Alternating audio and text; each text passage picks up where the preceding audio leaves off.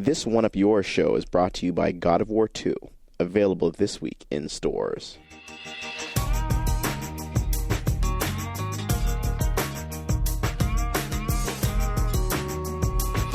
This is the One Up Network. Welcome to the One Up Yours show for Friday, March the... Luke is exercising his lips. Yeah, I know. they're pretty. I need to slim them down a little. Yeah. He's also shaking like a leaf over here. Folks, Yeah. Does Engai make you nervous? No, we talked about this at the. What did you say? I Was said it the keynote we live blogged? Yeah, you were shaking like a leaf at the Phil Harrison keynote. You were freaking out. I said, well, my grandmother always told me that if your leg is shaking, it's a sign of built-up sexual tension. I haven't had enough time for a release this week. I've been so fucking busy. this is what happens. Do you want to go and No fap time? Take care. You Like, want to go snap one off and come back? Well, it was really uncomfortable for my grandmother to say this when I was like 16. I was like, you don't want to hear that. Anyway. your grandmother from Kentucky. There you have the result of GDC 07 in the first 30 seconds of the big show today. Anyway, Not getting any. Yeah, it's bad times. it's Friday, March 9th. We're going to try and do a somewhat normal flow to the show, which means we're going to definitely do what you've been playing, but it'll be a GDC 07 kind of version. We have some stuff off the boards that John has for us.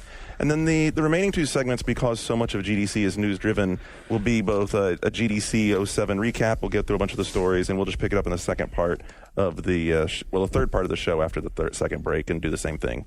And we've got special guest, Engai Kroll here from New. He's smiling. He's like... He's grinning at you. He's grinning. He's all comfortable. Garnett, I'm just happy to be on the show. I've been wanting to be on the show for a long time, and thanks for having me on. Oh, absolutely, man. Love having you here, and maybe it won't be the last time. You never know, right? Doors always open, always have seat space. We have John, we have Luke, we have Shane, and thank God we have Andrew back on the mixing board. You must be. Well, you were in no highly shape relieved. to mix Yeah. anything that's not a drink today. Let's be realistic. Oh, my goodness. Yeah, that Graw 2 party last night was... Yeah, Garnett, I saw you there. You were looking in. I was amazed you were still standing. Was he flossing game? Was he dancing a little? He was jovial. I mean, I was trying to leave. Jovial. Did you do that thing where he does this? He like shakes a little. No, he wasn't dancing so much. But I tried to. I was actually on my way out, and he sort of kind of dragged me back in. Yeah. So I had to sort of escape when he wasn't looking. A mafia drunk, you're saying? Why not, right? Yeah, you got to round them all up, bring them back in. There was dancing. Yeah, there was dancing later, and then there was getting home. And it happened.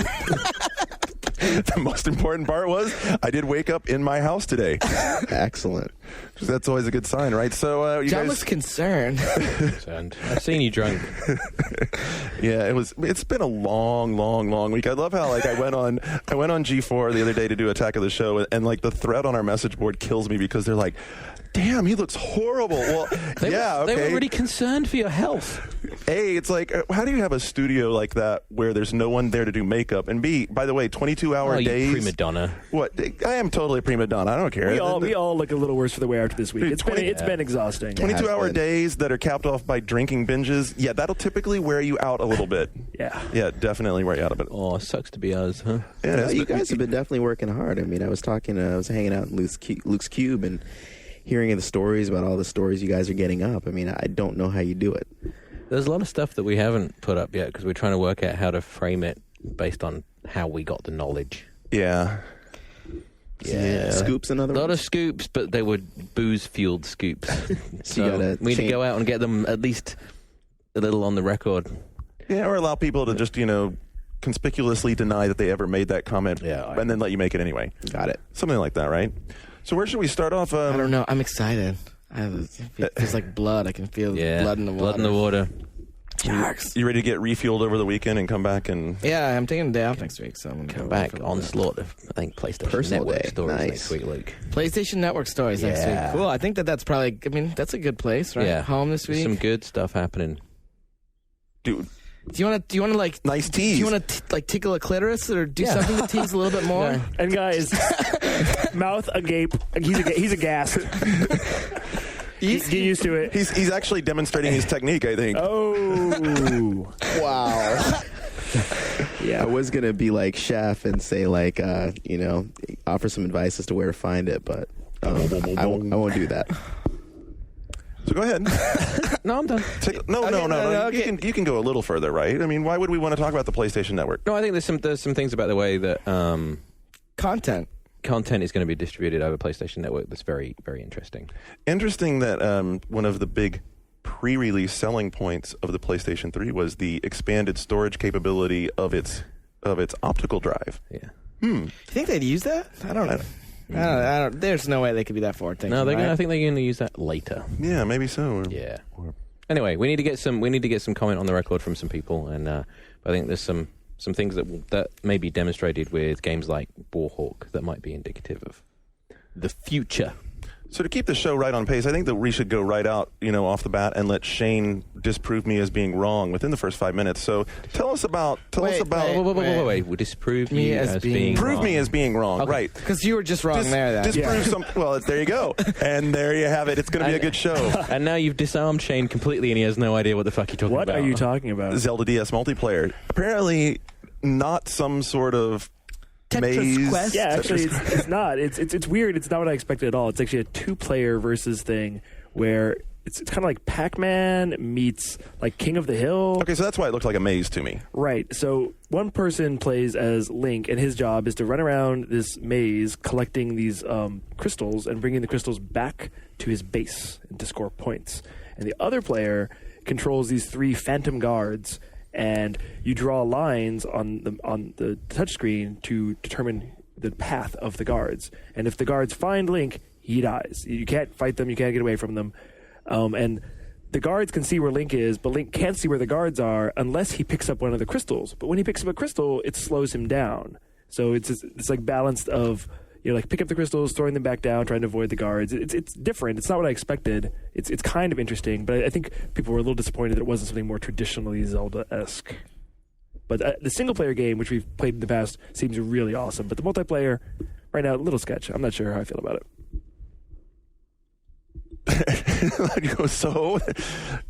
So He said it was a little sketch. And he wasn't sure how he felt about it. So Remember, he was. Are you this drunk that you? No, I thought that was a real. I mean, you didn't explain why you feel it's a little sketch so much. It's kind of limited. Okay, so you don't think there's enough there to keep you at it for very long? Yeah, there's not a whole lot to it, but I mean, maybe there's depth that I didn't see, but it's kind of like like Pac-Man. How many players in multiplayer? 2, only 2. Okay. So is Wi-Fi? It is Wi-Fi. So that's cool. I mean, Yeah. it's not the main thrust of the cartridge definitely anyway. not. Ad hoc or infrastructure? I think it's actually DS Wi-Fi connection or whatever. Nintendo Wi-Fi connection. We connect. We connect. Not so much. Luke, I know you haven't had a chance of playing the games because we've been running you back and forth to the center every freaking 5 minutes. So your game has been see if Wi-Fi is going to work or. Well, we established in the beginning of the show, like, what you been playing? Not with myself. or not enough.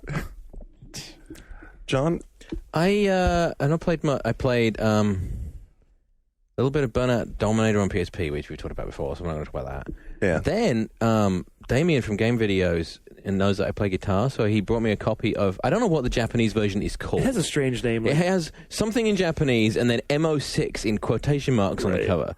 And he said Guitaro Hite. Yeah, and the URL for the Japanese DS. site is dsguitar.jp. If you go there, there's some videos of it. But it's not so much a game as it is a sort of digital instrument. You've played it as well, right? Yeah, Michael Beadle at Ubisoft was nice enough to hook me up with the exclusive on the game, so we had it up on Level Up, and I did an email interview with Seth Delackner, who's actually, I think, American, but is the director of the game and lead programmer over in Japan.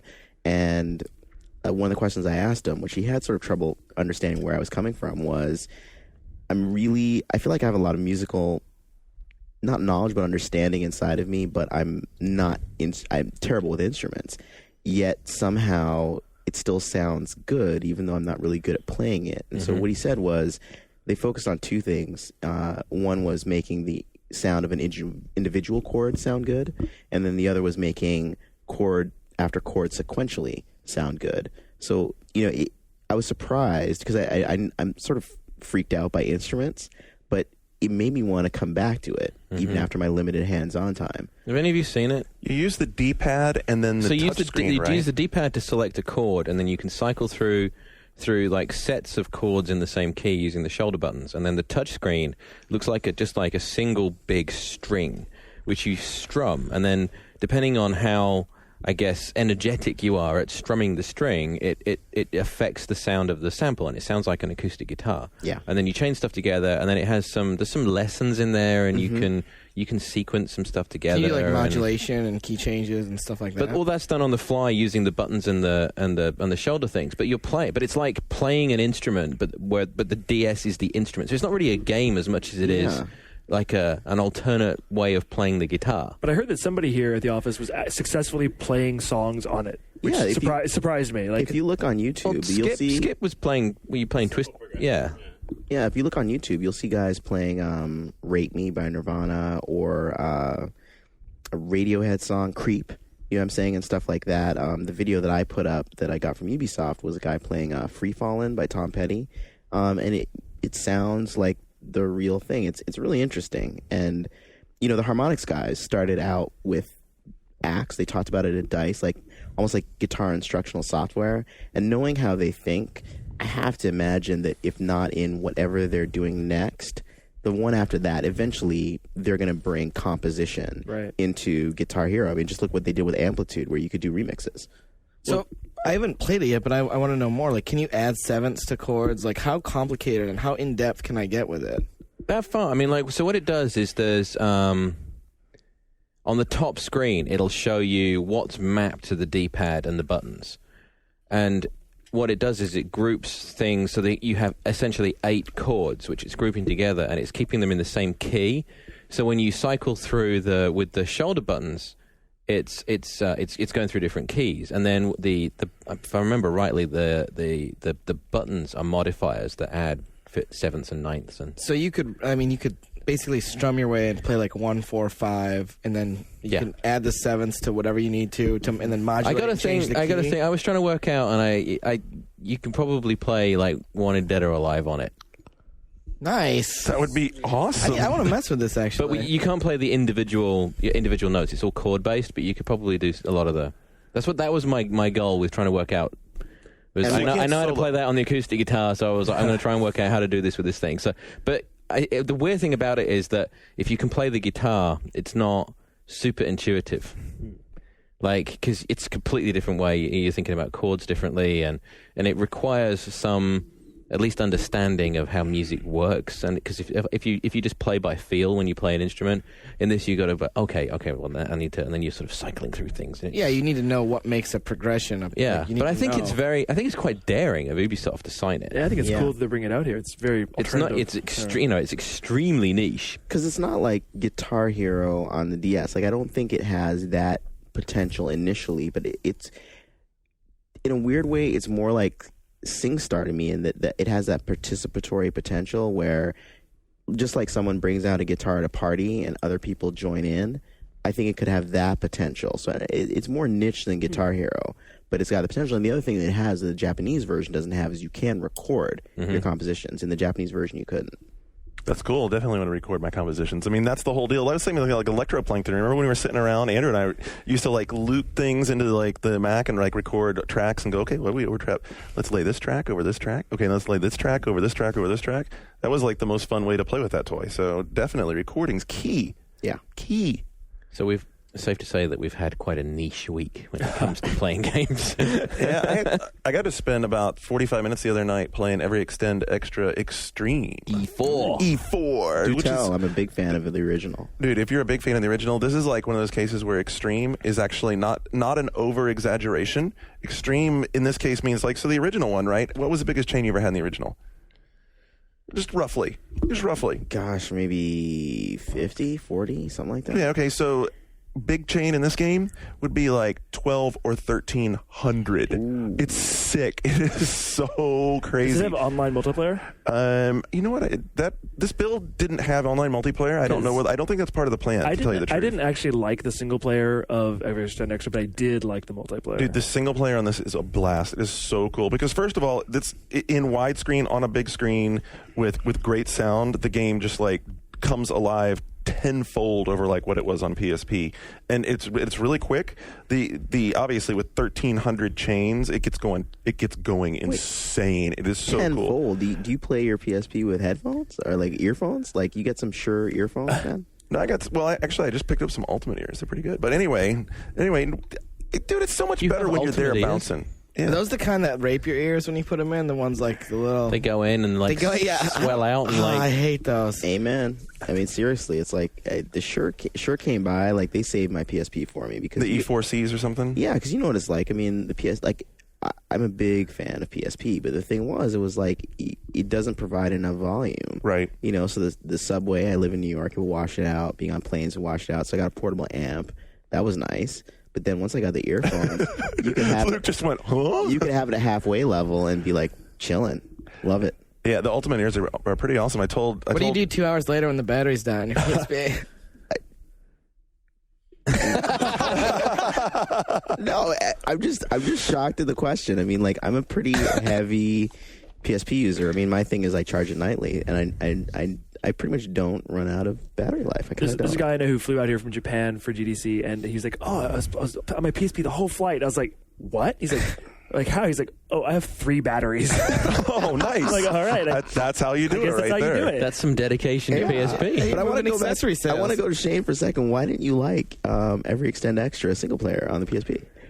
I don't know. This thing about it just didn't grab me. I felt like the challenge just wasn't there. Like my goal wasn't clear. But in multiplayer, it was very clear what I was supposed to be doing. It was like a war of attrition, and like the goals were clearly defined. And in single player, I just was kind of confused by it. And by the time I figured it out, I was over it. Okay, yeah, it took me a minute to figure out the single player. It's just what I like about that game is that there were sort of like levels of progression through it. Right. So the first thing I was just trying to blow everything up, and that's not really that good. Then I was trying to save as much as possible, save the energy and chain, or get as many speed boosts and whatnot. I forget what they call it, quickens. And that wasn't the right way. And it's this matrix that you have to sort of follow to sort of. There's almost like a sweet spot, like as you get good at like triggering chains, and then you have to figure that out. But I guess you didn't play it long enough to sort of want to get to that point. I mean, I do hope that it finds more of an audience, because that is one of the worst selling PSP games in the world of all time. Well, so I think it's better than it is on PSP, because without the headphones, I mean, the music's very dance club, obviously, because it's Miz, right? And the style of it is awesome. You turn it on, you get the sub going, you get the big screen, lots of colors. It's very Geometry Wars-ish once it gets going, because the chains get going together, and the color and the amount of sprites and stuff they have on the screen is awesome. It just totally blows me away. They changed the dynamic of it a little bit. Okay. You don't charge your blast anymore. There's a charge bar at the bottom that goes in tempo with the music, and if you detonate at the top of it, then you get full charge, and that keeps you moving like with the music at the same time. Do you like that better?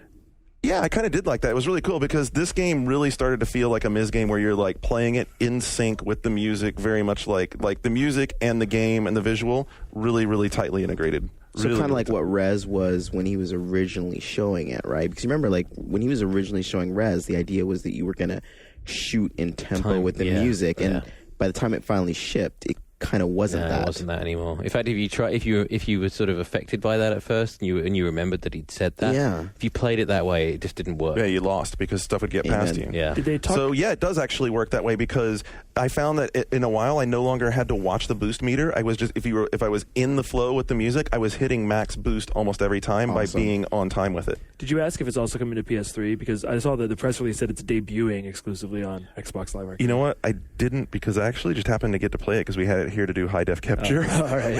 So I mean, I just kind of went in the high def capture room and was like, I'm just sit here and hang out and play this game for a while. Wow, this is pretty awesome. I really like it. So my high score was 1,300,000,000 something billion something million. I was like, wow, you're really good. I know, it was awesome. You're my hero, man. Awesome. Yeah, it was fun. So yeah, no, I'm looking forward to it. Late summer. So if it makes certification. Oh, it'll make certification. They didn't put the bosses in yet, which is kind of a bummer. I mean, the bosses were a really cool part of the first game. Any micro rape mints, as Luke might say? Well, what do you think? I mean, it's going to be live arcade. Multiplayer might cost it is going to have a mode that allows you to bring your own music into it. That's cool. And then it will generate. They had the guy from Winamp who did some of the visualizations work with them to do this mode where you bring your own music into it, and it syncs up with the game mechanics. So I think that's really cool. Is anybody here playing Worms for 360 Arcade? I would have been if I had time this week. I will definitely. I played. It is, but I heard Sean Elliott. He walked by and he was very upset about it. He says it's a total failure, and he's very disappointed. He didn't elaborate, but he's very unhappy with it. I played a lot of Alien Hominid. Did I talk about that earlier this week? No, you didn't. No, so I did play that. I've been playing through that. Did they change it much from the previous version? I don't know because I never played the previous version, so this is sort of the first time I. Is it insanely ridiculously difficult? Yeah, on medium, okay, they didn't change it. Stupid hard, so I put it down on easy, and I've had I like it a lot. It's a total blast, and for $10, it's about exactly what you should get for $10. Right. It's a lot. There's a lot you can do in that game. How's it look on the screen? Well, on my shitty little standard def TV, it looks pretty awesome. Maybe I'll bring it to work and plug it into the high def. Yeah, I'd be curious to see what it looks like. Not that art style. It's a stylized game, not a realistic game, so I don't think it should make that big a deal. But I'd like to see if it popped more. Really. And Castle Crashers is 2008. Yeah, what's with that? It's finally what? True. Yeah. That's what we'd heard. Why did that happen? Why do small games take a year? I have no idea. Isn't that the whole against the idea of small games? You'd think digital distribution episodic means regular and easy to make and comes out quickly, but it's cool. I'm sure there's some more Namco games that can be resurrected. Well, speaking of small games, I didn't get a chance to, but did anyone get up on Calling All Cars at the Sony preview? No, I didn't need to. No, I didn't get a chance to play it. The last time I played it was when we went for that visit to Santa Monica a couple weeks ago, or months ago now. What'd you think? It's all right. It's the thing is, it's a game, and I think I said this then, and I like it, and it's good, and the core mechanic of it's good, and it's fun, but no, it's it would just be Assault Heroes if David Jaffe's name wasn't associated with it. It would just be another good live arcade game or a good PlayStation Network game that people aren't going to talk about. And Sony's smart to use premium developers in their names and get their names attached to products because it generates more interest in their products that otherwise wouldn't be there. But it's a game, unlike Flow. Right, I see what you're trying to do. And you really like Flow, so... I also like Flow. Draw a sword and shield and defend the realm of this screensaver. Well, I told Kelly Santiago that I would defend the honor of Flow on this show. I was intrigued. I'm a regular listener of the show, and I was just curious, why you would say that it wasn't a game. Oh, it's I have to do this again. Oh, just for me. It's not a game. It's pretty. It's just something to do. No, but seriously, what defines a game to you? It has progression. It has something that came up a lot at GDC was that we're going to see a lot of games that aren't goal oriented and they're more about just play. Right, the whole idea of Little Big Planet, Right, it's just the act of playing with toys essentially, and that you don't really have an objective. And I haven't played much Flow, but it's just something to tool around with, right? But there are objectives. It's exactly what I talked about weeks and weeks ago. It's a showpiece. It's $8 of look how good my TV is, look how good my sound system is, and you could have played this in Flash, but now you can play it in 1080p, and it sounds great. You're still not saying why it's not a game. It's just not. It's not good. It's not a game. That's not different. Good. That's different. Saying it's not good and not a game. Exactly. Different things. I said why it wasn't a game. I don't have the exact quote on hand. Whatever I said 3 weeks ago, I'm sticking by it. All right. Well, to me, it's a game. It's clearly play. There are things that you're trying to do. They're it's you're this creature and you're trying to chomp off the bits of other creatures. There's progression. You can go up and down and that kind of thing. Now, would putting a score counter on it make it a game? Would giving achievements for things? No, that would make it a review. What makes it a game? Yeah, you're traversing space. You're changing. You're evolving. And so are the fish on my aquarium screensaver. You're not controlling them. You're controlling this directly. I think you're just trying to be controversial by saying it's not a game. It's just not good. I don't care if it's a game or not. You know what? You can have it. It's a game. Piss your money away on it. It's still crap. Waste your $8. I don't give a fuck. We spent $8, and I'm totally satisfied with that purchase. Good. Be satisfied. I'm totally satisfied with the $8 in my wallet and the $600 from not buying a PS3. I'm fully fucking happy. That's $608. I'll be happier when I drop the $2,000 on a television before I buy a PS3. This is retarded. How much have you played Flow, Shane? And how much do you really think you're going to play Flow? I played Flow for about 3 hours last weekend. And are you going to play it again, you think? Yeah, I didn't actually finish I haven't lapped. I guess eventually you lap it and you finish. You get back to the beginning. I haven't done that yet. And they're probably going to add to it as well. But right? I also pulled it out and showed it to some friends, and people thought it was cool. Which is, I think, the higher you are, the cooler it is, dude. I've been to your house. The irony is, and it's if I get around to sort of setting up actually writing the questions for the interview with SCA and with Kelly, one of the things I want to talk to that game company people about is it's kind of one of the most violent games of the year. Yet it's I don't know, do they rate these games on PSN? It's probably T. I'm guessing. I think it is T, actually. It is T, but it's like, I mean, it's like if you sort of stop. Flow is T. Why is Flow T? Maybe it's E10. I don't know, but like everything is attacking everything else. Yeah, I mean, cannibalistically. It's straight up all this violence. You know what I'm saying? But I guess that would fall The under. metaphor is T-rated. I guess it would fall under comic violence or Right. mischief, right? So I guess that's how it dodges it. But I mean, that's a question I would ask her. Is like, I don't know. I mean, so I played the Flash game. I've only watched you guys play the PS3 game. It's essentially the same game, although it is more colorful and more. I mean, the control is very different. Yeah, and it's way more a visual than it is like when it's just playing a little window in the Flash game. But I mean, I played the Flash game for a while and I was like, okay, that was fun. I've never gone back and played it again. Right. And I think that if I bought the PS3 version, I'd be in the same place. I would play it. I'd be like, wow, that was cool. I wanted to fool around with it. I had fun with it. All right, next. But certainly there are games that you've only played like, you know, partially through. Oh, absolutely. Or halfway. I mean, absolutely. To me, what's sort of more interesting about it is the experience, you know, and Right. sort of like what that communicates. And not that experience is distinct from game, but it's sort of like I'm really interested in sort of like what do I feel like what's going through me as I play it. I mean, I ran into Dr. Marks, the father of the iToy, and Seth DeLackner, who's the programmer director on Jam Sessions for Ubisoft, and we sort of got into a conversation on how, you know, Miyamoto's talk and how dark they felt, you know, his sort of thing, like, you know, here's the games that were on top in 98, here's the games that were on top in 04, and, you know, they were sort of like games were gotten dark, and, you know, now's the light, and things are getting lighter, and they were really loved, you know, Little Big Planet, and, you know, what they really were into what Miyamoto was talking about, and I said, hold up, I mean, I'm calling bullshit here. I mean, yeah, Grand Theft Auto's huge, you know, and yeah, there were all these people who misread the lessons from it, and, you know, the BMX Triple X's and, you know, whatever stuff and all Oh that. my God! Why'd you dredge that one up? But at the end of the day, there were tons of Barbie Horse Adventures and licensed stuff and whatever. It's like, I mean, the top games that were creating the conversations industry that guys like you were talking about and writing up, yeah, that shifted. But in terms of the overall content, there was tons of stuff for everyone, one. And two, I will maintain to this day that one of the signature experiences I had this generation was playing Manhunt.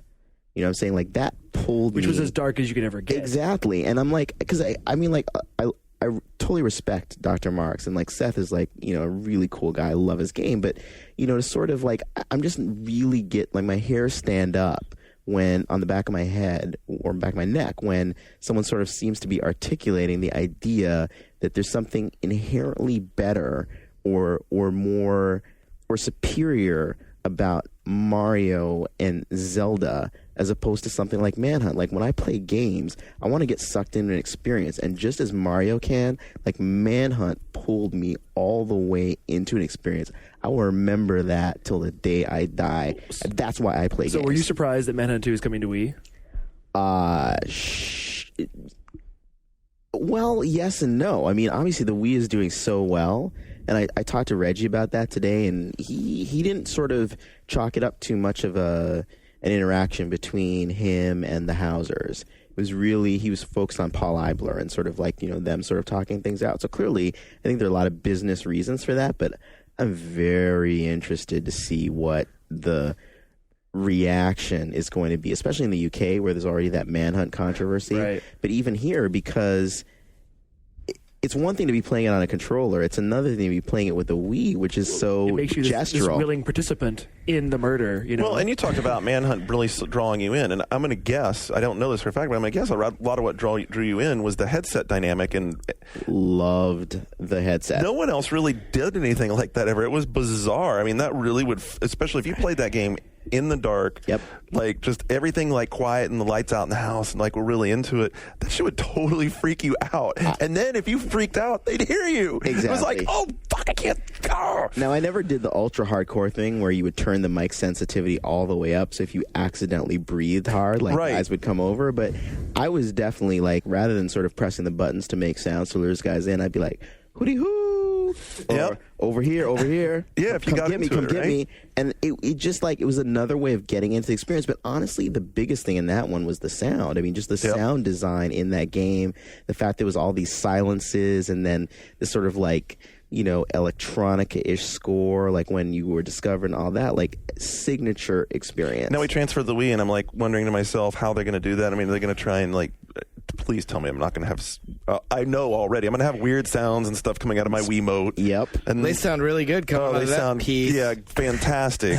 There'll be a microphone. You'll talk into a microphone still. Well, I gotta say, I'm glad that the Rockstar guys replace the nunchuck. It'll be like the old Seaman package. I'll have like a little floppy microphone coming off the bottom of the They already Wiimote. announced a microphone for the EA dancing game.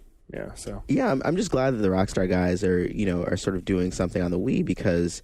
It'll be interesting. It'll bring some of that controversy to Nintendo's platform. I'm curious to see what the response is to that. And then, with the things that allows, I mean, honestly, like I'm very interested in playing it on the Wii, and sort of because I really like Manhunt so much, like I'm curious to see doing a virtual shank with the remote. Like, what's that going to be like? Like I watched that could be crazy. Yeah. I watched a lot of Oz, man. You could be garroting people. Do you really think Nintendo's going to let people do that? I think I don't think it's going to be like a virtual shanking of someone. No?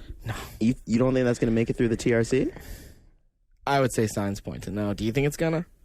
Next time I sit down with Reggie, I'll ask him. I think Reggie was interesting. Like the year over interviewing him over the years. Like I mean, he really. There was a point at which like when Nintendo platforms were doing better in North America than Japan. And the nickname that Iwata had for Reggie was Mr. 55 because about 55% of their business was being done in North America.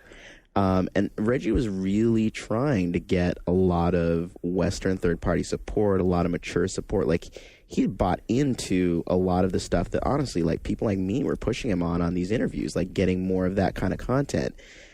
The irony is that Iwata and Miyamoto and all those people who stood up for like Nintendo's values and Nintendo content as the DS came out and now with the Wii, they're the ones who are being proven right. But at the same time, I think Reggie does have a fair bit of freedom in terms of like the third party stuff that gets greenlit. And I don't think there's going to be another Mortal Kombat situation. I mean, there'll be conversations that we won't be privy to about the content of Manhunt on the Wii, but I would be surprised if it's not fairly similar to the experience we get. I think there will be virtual shanking, and I, for one, can't wait. Yeah, I agree. Definitely. Something like that would be... You can't leave that out. That's the style of the game. If you're going to greenlight Manhunt, I mean, you know what you're getting into. It's just like when you greenlight Resident Evil 4. All right, so, John, what are before we wrap out of this segment, what are the folks on our boards been talking about this week? Well, one thing I wanted to draw attention to was Rutu has a 1UP Frapper map that's been built. Have you seen this? I pinned it up at the top because it looked cool.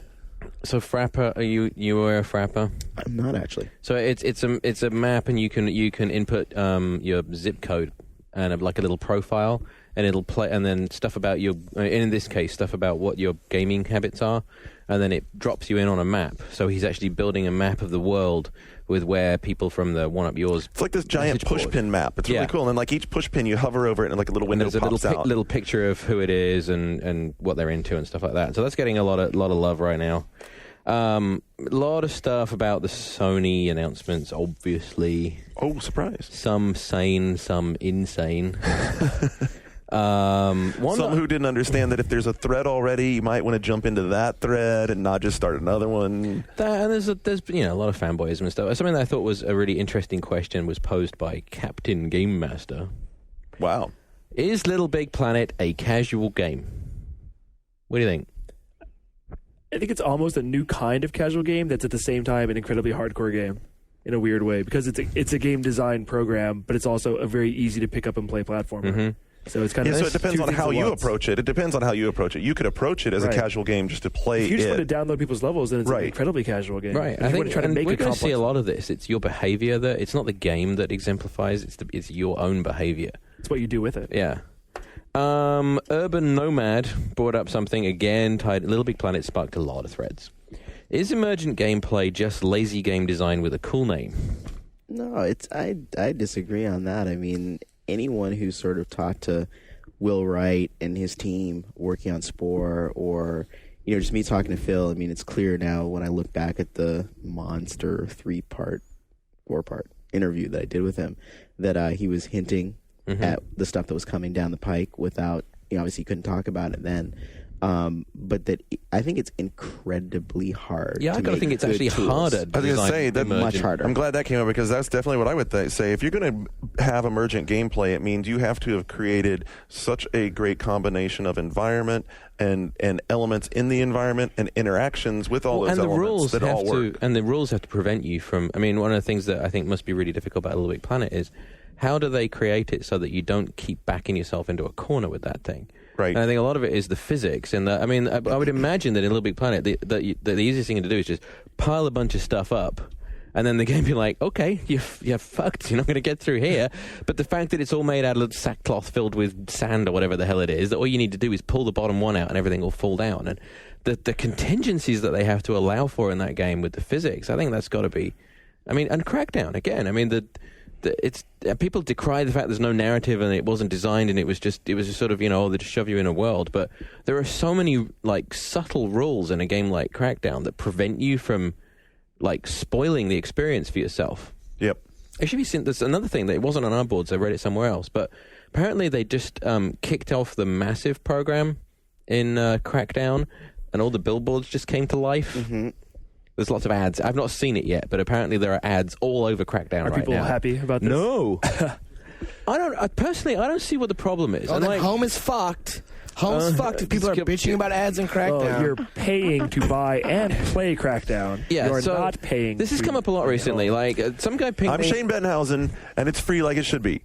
But, someone like bitched at me because I didn't mention in the Rainbow Six Vegas review that there were ads everywhere. And so my response was, well, it's in Vegas. What the fuck do you expect? There's ads everywhere. Yeah. But and Crackdown, I don't know if you noticed in the original version, any billboard in the city had a Dodge Caliber ad on it originally. Yep, I do remember that. So I think the differentiation between Home and the Massive Project is that, like, in Home, I don't have a problem with, like, the banners and that sort of ads. I'm concerned more about, having entire home worlds or whatever they're going to call them that are entirely advertainment or whatever the hell they're going to be.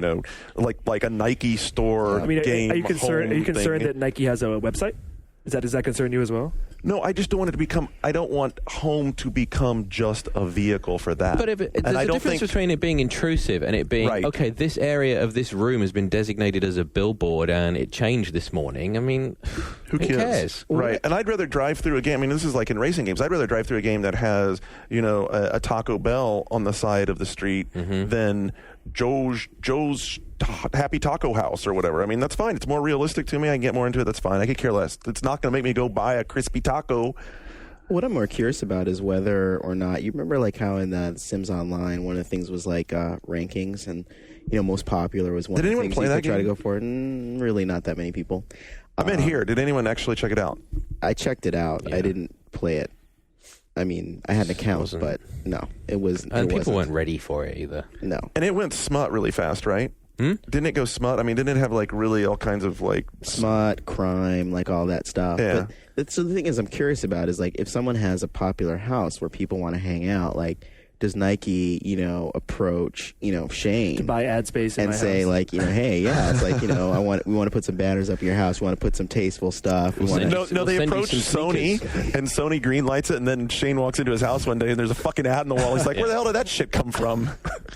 Ouch. Let's hope not. But going back to something you said real quick about the whole creation stuff. I mean, like that's really. I mean, like obviously, like you look at something like Time Splitters, and those guys have done like sort of level designing things for a while and that kind of thing. But I still felt like those tools were still a little bit too complicated. What I love about the tools in Little Big Planet is that they're good, but they're playful. I mean, noticing like the way the guy was like pulling in string around the design bubble, Right. and then letting it out to sort of make it bigger or smaller, like all that. Like I mean, profoundly Pixar, Miyamoto, Disney, like all those good values that you really want. Like, I mean, Media Molecule just rocketed to the top of gaming god charts Right. with what they showed. This whole week at GDC, the word on everyone's lips is Little Big Planet. I mean, we're not kidding when everybody's talking about it. And It was definitely the most exciting thing to me, that really without a doubt. that says something about this game that no one expected in the genre no one expected. And the indie power it gaming, has. like there's so much talk about indie gaming, and it was really funny and and apparently genuine. So I was up at Jamil Moladina, the executive director of GDC, the suite, and Phil Harrison was talking to Kelly Santiago from that game company, and sort of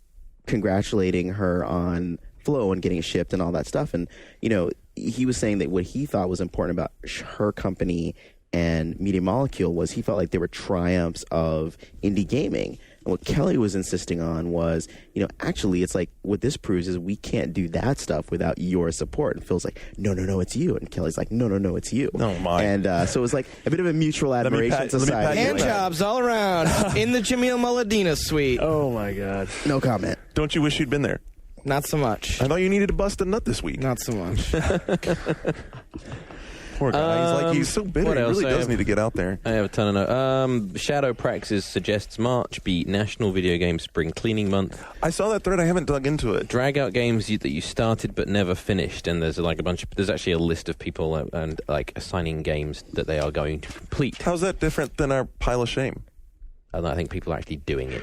Oh, well, so that... They mean it. Well, there is that. They mean it. Anyone here played Psychonauts recently? No. I was talking to Tim Schafer last night. Yeah. Does that count as playing it? Not really. See, hate us, love us, or not even know who the hell we are. Oh, all of the above, and I guess E3. All of 88. Well, E3 might be the big debut of their new title. awesome. Was he a good host? Always a good host. Excellent. One last one. The Only Docs. And the only reason I bring this up is not to talk about it, but just because it sparked a lot of attention. Sick of Sony copying innovation. Everything Nintendo does, Sony copies. But analog sticks, Friggin' wavy numbered controllers. friend codes. Go fuck yourself. People who are saying that Home is ripping off Mii's. Well, actually, Home has been in development for like over 2 years, so I think it's just kind of No, it's ripping off Second Life. well that too. But I think the fact that you make your And avatar, MySpace. Nintendo didn't invent avatars. Right. Just at the end of this, Smokin' Joe Cool, who is becoming a very sane member of our community, posting a lot of smart stuff, mentioned that people overestimate the ease with which things can be copied. That's actually something that Phil brought up in the interview with Luke and Sam, where it's like, you think we could have built this since Nintendo showed the Mii? I don't think so. So anyway, that page is currently at like 10-page thread or something right now. So as I said earlier, a lot of flaming, particularly on the Sony stuff right now. Wow. So there you have it. So what next? What next is we're going to take a little break. And when we come back on the other side, we're going to dig into this mountain of GDC blogs and symposiums and everything else we've looked at. We also have Ollie from Gamer.tv, you've been checking out some stuff. He's going to chime in for a couple of minutes and give us some opinions on some of the stuff he's seen. And Guy, you've seen a lot of stuff. Luke has been like... submerged in this thing. Yeah, I'm all like GDC. I'm over it. And I think that hasn't been coming across amazingly. I think that it's handled really interestingly, and I'm going to talk about that. You're like Kojima, man. You submerged. So maybe that's a great way to. So when we get to the end of the third segment, let's wrap it up with how it's been handled, and we'll kind of close out with that. So stick around. We'll be right back, and we'll dig into GDC 2007.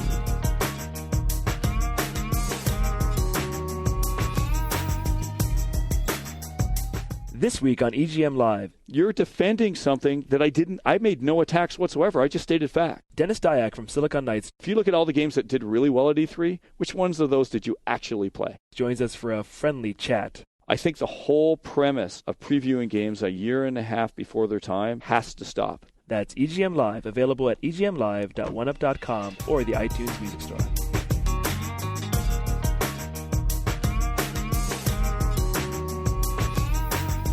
All right, and we're back. And one of the biggest things that's transpired between the last podcast and this wrap-up show, of course, is the big Miyamoto keynote. Big LOL. It was Wow. Wow. You will say wow. Thursday ton. Not. We didn't pull out the Believe pen for this. Dude, I don't really think anybody did. Okay, so how much of this are we attributing to the whole there's going to be a stock split? And I think some of it is that people's expectations of GDC were tainted by Sony, and that is these are keynotes, not press conferences. Right. And at press conferences, you announce shit, and at keynotes, you try and, I don't know, inspire people or something. I guess that's the typical keynote. Okay. And I think because Sony rolled out two really significant things, that everyone was like, well, Nintendo's going to roll out Animal Crossing, or they're going to roll out, I don't know, friend code management. Well, but the problem was, Iwata, the president of Nintendo, he gave keynotes the last 2 years at GDC, and I felt they were actually a little more inspiring. And you would think that Miyamoto, like last year he was great. Well, It was all about play. Last year was all about play and Before we jump into what Iwata did, I mean, what happened at the keynote? Well, Shane? so Miyamoto's keynote, he kind of outlined his personal approach to game design and how that lines up with Nintendo's corporate vision.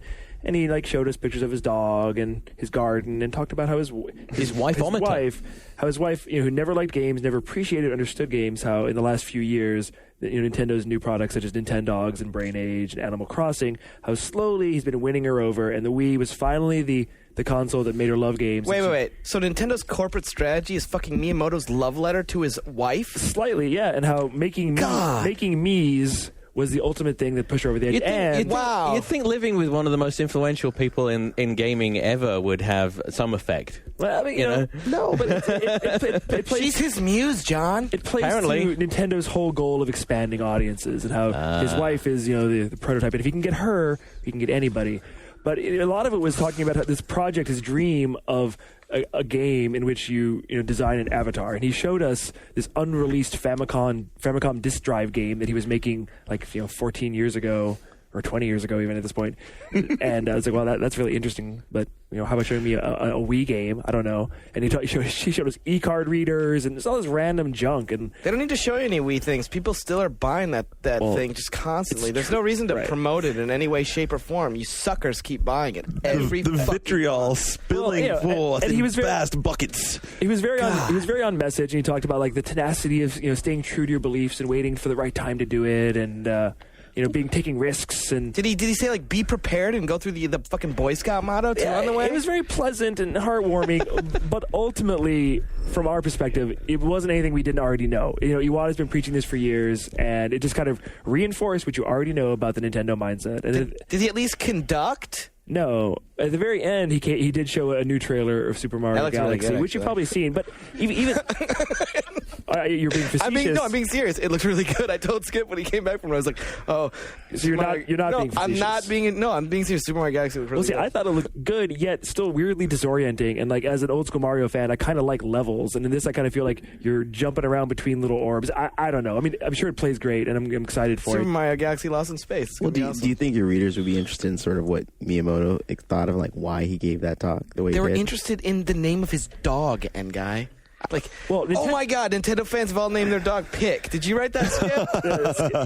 That was Mark who wrote that. But yeah, ultimately it was heartwarming, but not all that useful. Well, what Miyamoto said when I interviewed him this morning was, because I asked him, I said, was the secondary stock offering the reason you couldn't talk about, anything new why you gave the talk that you did? And he said, well, it was true, but he said that for the past several years, they've been talking about expanding the audience and, sort of advocating their view of games, but they hadn't had the commercial successes to back it up. And he wanted to give some insight into how they had taken that philosophy and turned it into reality. And then similarly for the idea that they've been advocating, and I know I've been skeptical of it, and I think probably a number of you guys have been, about the fact that, graphics aren't what's important. There are other things that are important. Gameplay is what's important. And so it was sort of giving that sort of insight into those things. I think that the problem was that everyone knows about the success of the DS. Everyone knows about the success of the Wii. So he was preaching to the choir at that point. Luke's sweating. My eye is I have pink eye or something. Does anyone want it? Yeah. Please, may I? I think my grandma called them butterfly kisses, where you put your eye against someone else's and blink. Oh, nice. Yeah, isn't that gross? That is totally you're gross. like an 8-year-old and some old fucking smelly lady. I'm just telling you what Miyamoto told me. What else did Miyamoto tell you? I like Yeah. Shane's Oh. grandparents' lessons better than yours. What else did Miyamoto? Well, I mean, since I've been drinking enough on this show and I enjoy your company, I'll sort of spill. So one of the things that I asked him and asked Reggie about was, and I've been dogging Reggie about this in interviews for a number of years, is where's the third party support? So when the Wii launched, they had it in droves. I mean, they had better third party support than Sony did, and the whole context of it is that historically, and even when you go back and look at just looking at the DS, Nintendo platforms are very difficult for third parties to have the kind of business on it that they can on Sega platforms when Sega platforms were hot, Sony platforms or Microsoft platforms. And the challenge there was, so saying where the success is going to come from. What do you need to do to make third parties more successful for the ones that are doing innovative stuff? And he sort of went through and listed, come on, like Love and Berry's doing well in Japan, and Final Fantasy III is doing well and whatnot. So I thought he was just going to straight up. I thought he was. If only it was video and you could see Luke's face. I think Luke almost just fainted. It's just the delusions of these execs. Yeah, I mean, did you bring up the fact that like the Nintendo seal of quality means nothing? That's a loss. That's a whole show right in itself right there. So go back to what he said. I did not, but so I thought he was going to totally duck my question. But what he did say at the end was, which I mean, he sort of ducked their personal responsibility that they had anything to do with it or needed to do anything to it. But what he and focused on basically original games that are doing innovative stuff with all the things. That's what works. But he did say he feels that when a number of third parties develop games for the DS and even for the Wii, that it's their third and fourth string teams that are making the game. He said that, and he said that. He said that, and that he felt that if third parties would put more of their first string teams on making Wii and DS games, they would see better results. Did you ask him if there's a way for them to incentivize that? I did not, because, theoretically that was more his thing. So when I talked to Reggie, man, I must really like you guys, Lux. I'm giving away all my Level Up exclusives. That's okay. Would you like another drink, guy? Yeah. I don't need another drink, man. I just want to get invited back on the show. So if that's what it takes, I'll give it up. So Reggie, I posed the same question to him, and he did the same thing, like tried ducking the question. But this is more Reggie's issue. So I sort of brought it back up with a follow-up, and I said, well, yeah, but... his whole thing was a third of the games being sold on the Wii are Nintendo first party, 2/3 are third party. And I was like, yeah, but how many games you release? How many games third party release? You do like a per title thing. I mean, y'all are still cleaning up. And I said, isn't the numbers, the facts. DS is more mature. It's clear. People who buy Nintendo platforms focus on buying Nintendo games. Very true. Are you guys going to share some of the research, the demographics, the psychographics, the anthropological surveys, like whatever it is you guys do? And he kept trying to duck, but I kept bringing it back around on that point. Like, I think, and to entice him into answering the question, I said, look, you guys have the opportunity to put the boot in the neck of Sony and Microsoft here if you create a great business for third parties. But the thing is that you have to, I'm like, are you going to do like a Miyamoto's Choice or like any of those things? And I mean, it was tough getting an answer out of Reggie on that. So he danced. So did he ever answer? Well, I'm gonna have to go to my notes here real quick and like see what Reggie said. He said that they would share more information on the marketing side and that kind of stuff. So it was sort of going along with what I said. There's a big problem. I mean, like Sony has a third-party product evaluation group that is in charge of making sure that the games come out on their platforms aren't bad. And I would like to sit Miyamoto, Iwata, and Reggie down and make them play Wing Island and Escape from Bug Island. They won't. They won't Island touch games it. coming out for Wii. They won't mess with it. Do you think this is a good thing for your platform? I hear Hannah Montana's awesome. Well, yeah, it's selling like crazy. Again on the podcast. Yeah, Hannah Montana. I mean, the thing is, like, did you ask about how the Wii gets all these PS2 and PSP ports and like these business models? Like, are they reaping the success and the ease of development? Like, yeah, it's easy for a fourth string team to port something over. Well, of course he's. Go ahead. I'll let you answer that. No, answer. I did not actually ask him that question.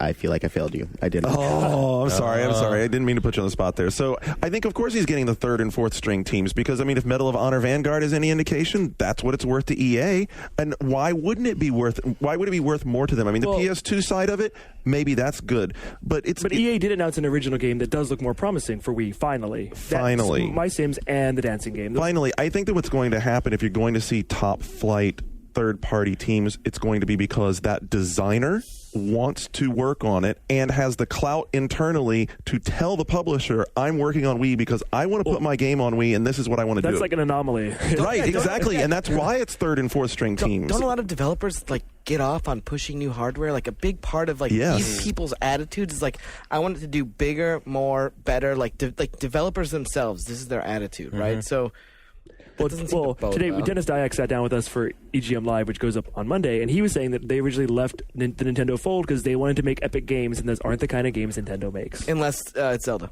unless it's Zelda.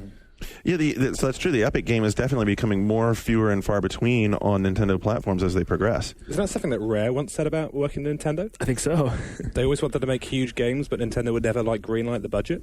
Really? Well, speaking of developers and Wii, and how about this Spore dude? What's his name? God. He was my boy. The Wii is a piece of shit. Chris Hecker Chris called the Wii Hecker. a piece of shit this week, which apparently irritated Nintendo and EA enough that he turned actually in front of a crowd, went from being a man and turned into a vagina with shoes. Here's what he said. I don't know who has read the internet. Who read the internet yesterday?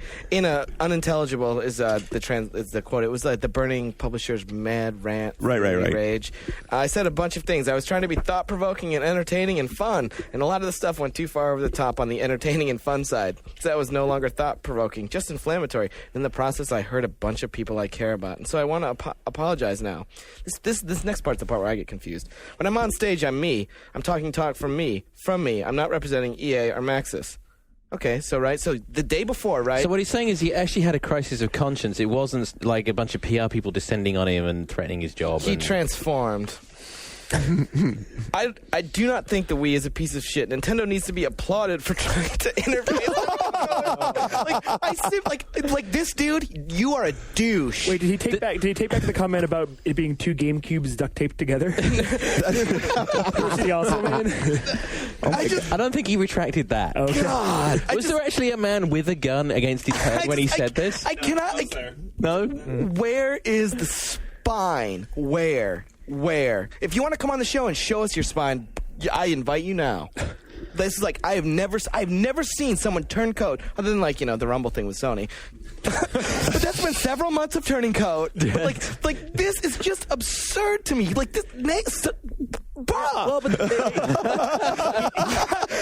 EA Maxis are presumably making Spore on Wii. So, you understand, the problem. I understand. Okay, here's the thing. I things. understand the politics of why he has to do it, but the reality is, the pitfall for the politics is that this guy is a douche lord now. Chris Heck, douche. Well, here's the thing that's sort of interesting to me is that it sort of indicates how important EA must believe that the Wii is to its strategy going forward. Now, look, you have a guy who said something that's sort of intemperate. EA at that level is fairly corporate. But if any third party has the ability to be like, yeah, our guy said it in a panel that was called GDC Publishers Rant. So It was called rant. Straight up, this was a publisher's rant. Absolutely. It was the space to say that. We understand that you're concerned. We understand it's echoing in the blogosphere and the message boards. But at the end of the day, it was a rant. Let it go. Yeah. I think you're damn EA could straight. have said that, but it's clear that they felt that whatever kind of complaint they got from Nintendo, they needed to push their guy to massage the message. But it makes you wonder what motivated him to say that in the first place. Was The it just- truth, honesty, Well, just the fact that... a moment of clarity that he later rescinded. No, his original statements. Yeah, was the it- Wii well, is a piece of shit. but the That was Wii- his moment of clarity. But Go was that back to born what he- as a developer because of the fact he doesn't like the fact they actually have to try and shoehorn Spore onto that particular form? Yeah, if you look at the Interesting context of angle. what he said, he was talking about the CPU and its abilities in terms of AI and complex behavior, and I think that speaks directly to his game. Now, it was intemperate, but it was a forum that was designed for intemperate, provocative Well, comments. the session And description was even it was positioned this was going to be, because traditionally this session is developers ranting, Right, which they means changed that- it this year. which means that typically at least one of them is directed at our profession because we just don't get it enough.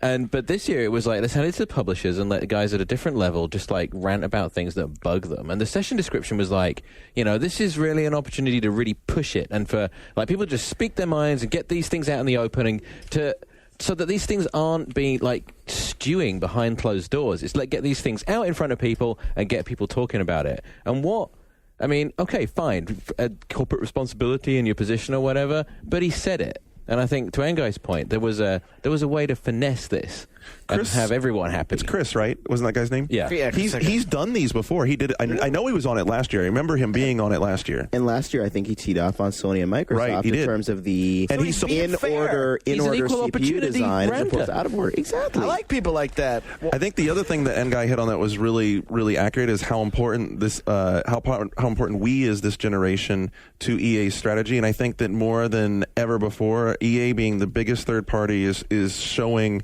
how much the pie and how it's divided is changing. In their investors call this week, they talked about how they do see that the PlayStation 3 and Sony's position is going to weaken in this generation.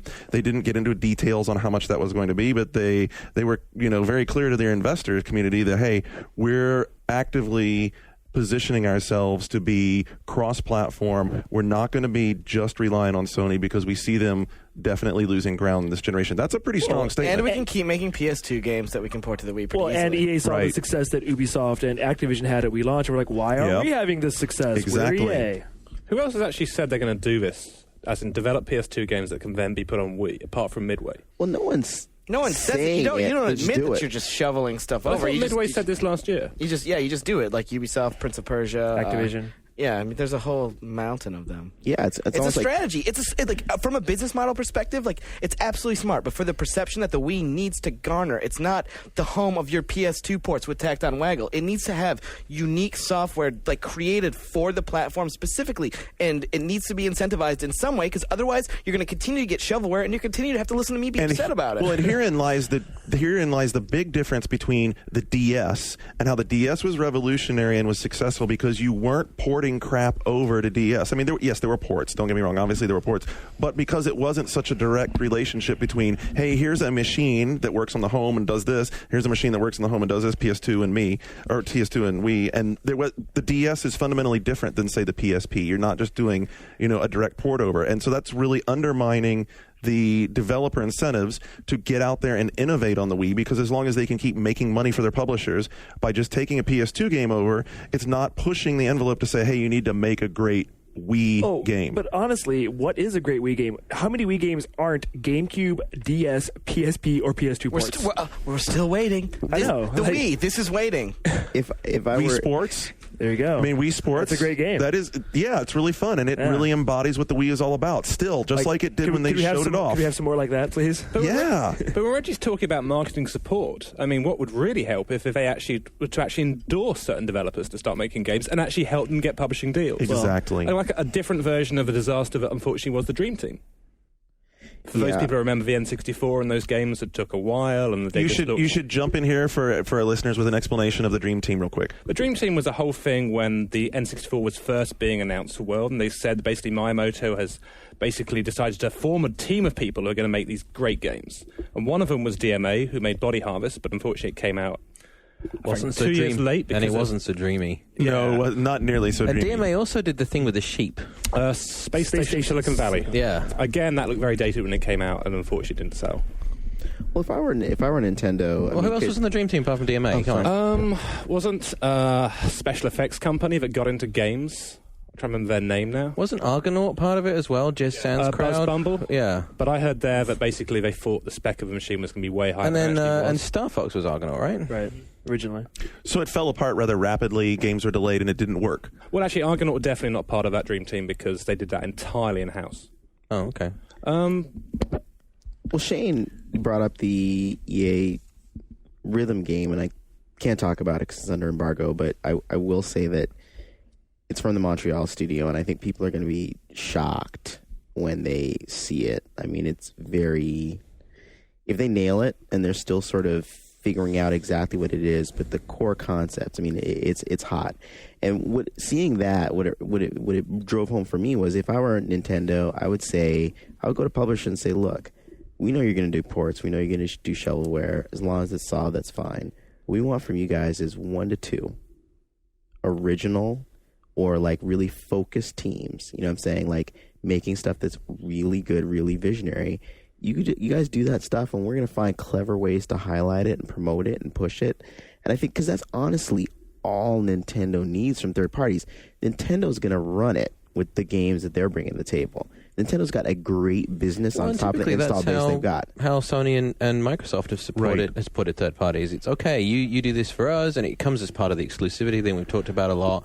Comes with, we'll help you with marketing support, we'll make it easy for you to advertise the thing on TV and raise awareness. You take some risks, we'll take some risks. This goes to the PlayStation Edge announcement, which was these tools we talked about in the last podcast, and it's the problem and it's huge. It is huge, but the problem was the first party PS3 games look fantastic, third party not so much, and the same problem is hitting Wii now, and we have to wonder, is it in Nintendo's best interest to just keep their games the only games people want, so they keep selling only Nintendo games on Nintendo platforms the way it's always been. Mm-hmm. Well, and it was led, not to like carry this too far away, it was led on the DS by a couple of monumental titles that sold great first party titles, and that's another thing that Wii hasn't had yet, is that landmark, wow, look at what you can do with this platform, great title like a Nintendogs, like what else really set the... Well, do we think that the speech that Miyamoto gave is going to inspire that, is going to create that? I think it felt more to me like cheerleadings. Well, then again, let's face facts. A lot of people from international media were filming that event, and I really feel that keynote was more to the actual people like the Wall Street Journal, people like New York Times. So maybe it was just playing to that crowd of just investors. Here's my feeling about how Nintendo could try and inspire developers and publishers, would be by trying to open the Virtual Console to allowing them to do experiments. Well, and apparently they are. We've heard that around the periphery, indie games are happening. We're just not ready to show them yet. But are that they? Would be huge. It would. See, that would be huge because look at how much, especially, I realize it's Game Developers Conference, but look at how much mindshare the indie game stuff has had, whether it was Flow or Every Extend Extra. Little Big Planet. Exactly, and it's all this sort of downloadable, quick to make, brings the garage games, smaller team. It's exactly what we talked about in our last week. It's the antithesis of the big team with a high dollar. Another interesting thing about Nintendo's image at GDC is they really seem to humanize themselves. Like Miyamoto talked at length about his wife and child and showed pictures of his dog. And then at Eiji Aonuba, the director of the Zelda franchise, he gave a session that was very interesting, and we were both there. Wonderful session. He talked about the full development process of Twilight Princess and all the changes he made in it, and it was very interesting and illuminating. He talked about the new DS game, Phantom Hourglass. But at the end, the real clincher was he talked about how his wife and son, who don't play games, and his wife distrusts games, never plays games, but he decided to let his 5-year-old son finally play a Wii because he'd seen it on TV. And then the moment of joy when he came home and saw his son and wife playing Zelda and what it meant to him. And it was very heartwarming. But then it's is Nintendo doing this on purpose to we love our families and we are all about love and peace and it feeds into the broader message, definitely, that it's about everyone. These guys are family men, and I heard the same thing from the guys in Viva Pinata, that they have different motivations now. They actually have kids and they want to design different types of games. Well, David Jaffe said the same thing about Calling All Cars when we talked to him, was, this is, these fun games or things that he can play with his kids. And so that's a really good point. Hold on. Let's not go away from that yet. Luke's so disgusted. that doesn't sell for you. Well, no, it doesn't. It doesn't sell to me and a hell of a lot of the rest of the people playing games right now because they don't have a kid or a wife and they don't care. Well, I think what you're seeing is the tension of the whole business growing, and the people that have grown up with it, the creators that are now in positions of influence, are getting married and having kids, and they do want to see and they're starting to see that if I'm going to stay interested and stay engaged in this entertainment, then I need a different kind of game. Like the stuff that we would play by choice. I have kids. I can't play Gears of War. I can't play Oblivion. I can't play Crackdown. I can't when the kids are up. But imagine developing a level of Little Big Planet with your son when he's 4 years old. Oh God, that's going to be fantastic. Shane so I think Harrison. This is. It's an important thing, and the games industry has always been one of those things where the industry itself grows up with the talent within it. And the demographic is always aimed at the creators. And there's these guys that started when they were in their early 20s and they were doing stuff. And they are now being replaced by people coming in through the indie scene. And there are guys now that have a completely different perspective on gaming that are experimenting. Did you go and see some of the XNA stuff or some of the indie gaming stuff?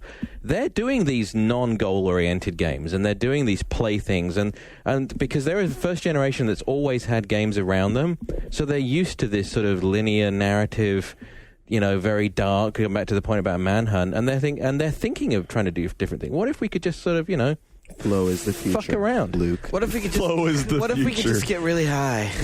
No, but I think the That first doesn't sound so bad, actually. the first place I got wind of it was there's this. I wish I could remember his last name. Maybe it's Divine, Graham Divine. Oh, he used to be at Id. Now he's at where is he now? He's in an ensemble, maybe I was gonna like say, is this the guy from Ensemble? Yes, the guy yes. making Halo? He was at Yeah. Id, and years ago he did 7th Guest and 11th Hour Yeah. for Virgin. And I ran into him at a GDC a few years ago, and somehow we got on the conversation. He was talking about like his daughter. I think maybe he was like 6 or 7 or 8, and playing games, and like how he sort of feeling like it was more important, like how he's watching what she played, and the importance of stuff being there for her to be able to play.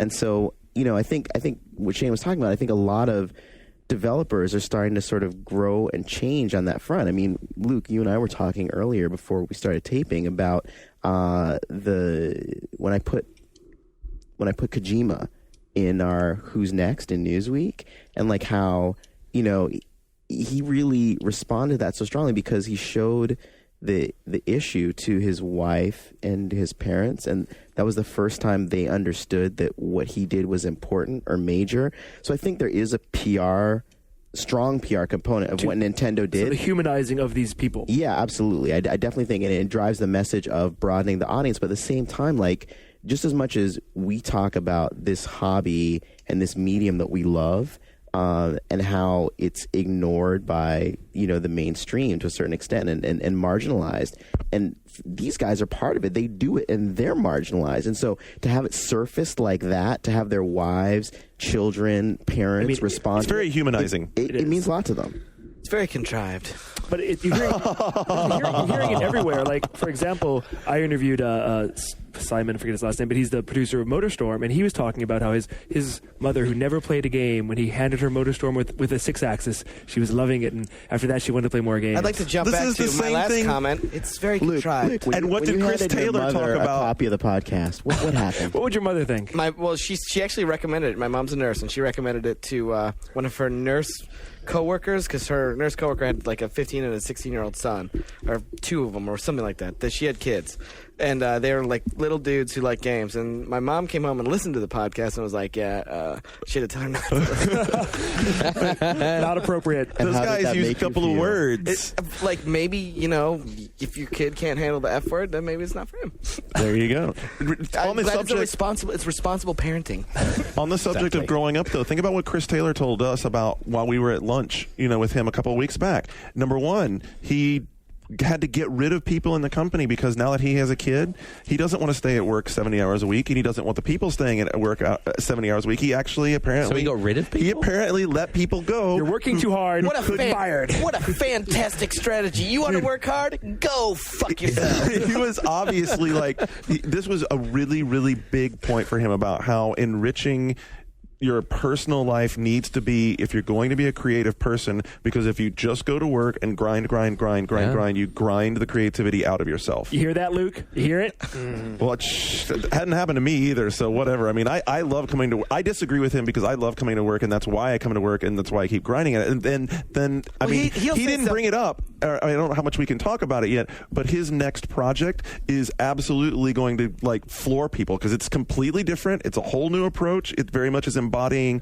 He said what he said to us. I think I can say. Herding bunnies. Well, I can't say where, and what, but what he said is that he wanted.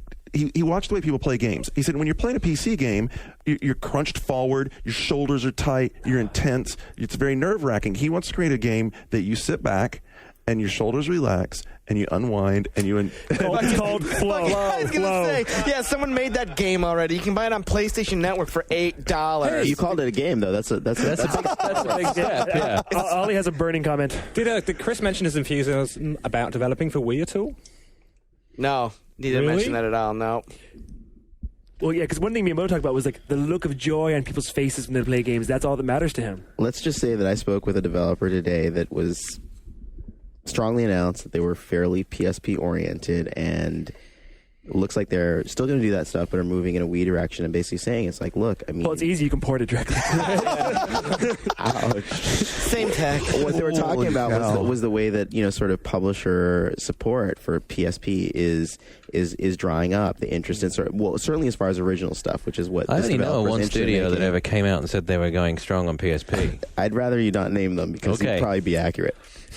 In the Zelda discussion, I wanted to get back to this real quick. In the Zelda discussion, did he talk about the evolution of the game and how much GameCube? Oh, and completely. I mean, he originally talked about how it was Wind Waker 2 with tune shaded graphics. Damn it! It was.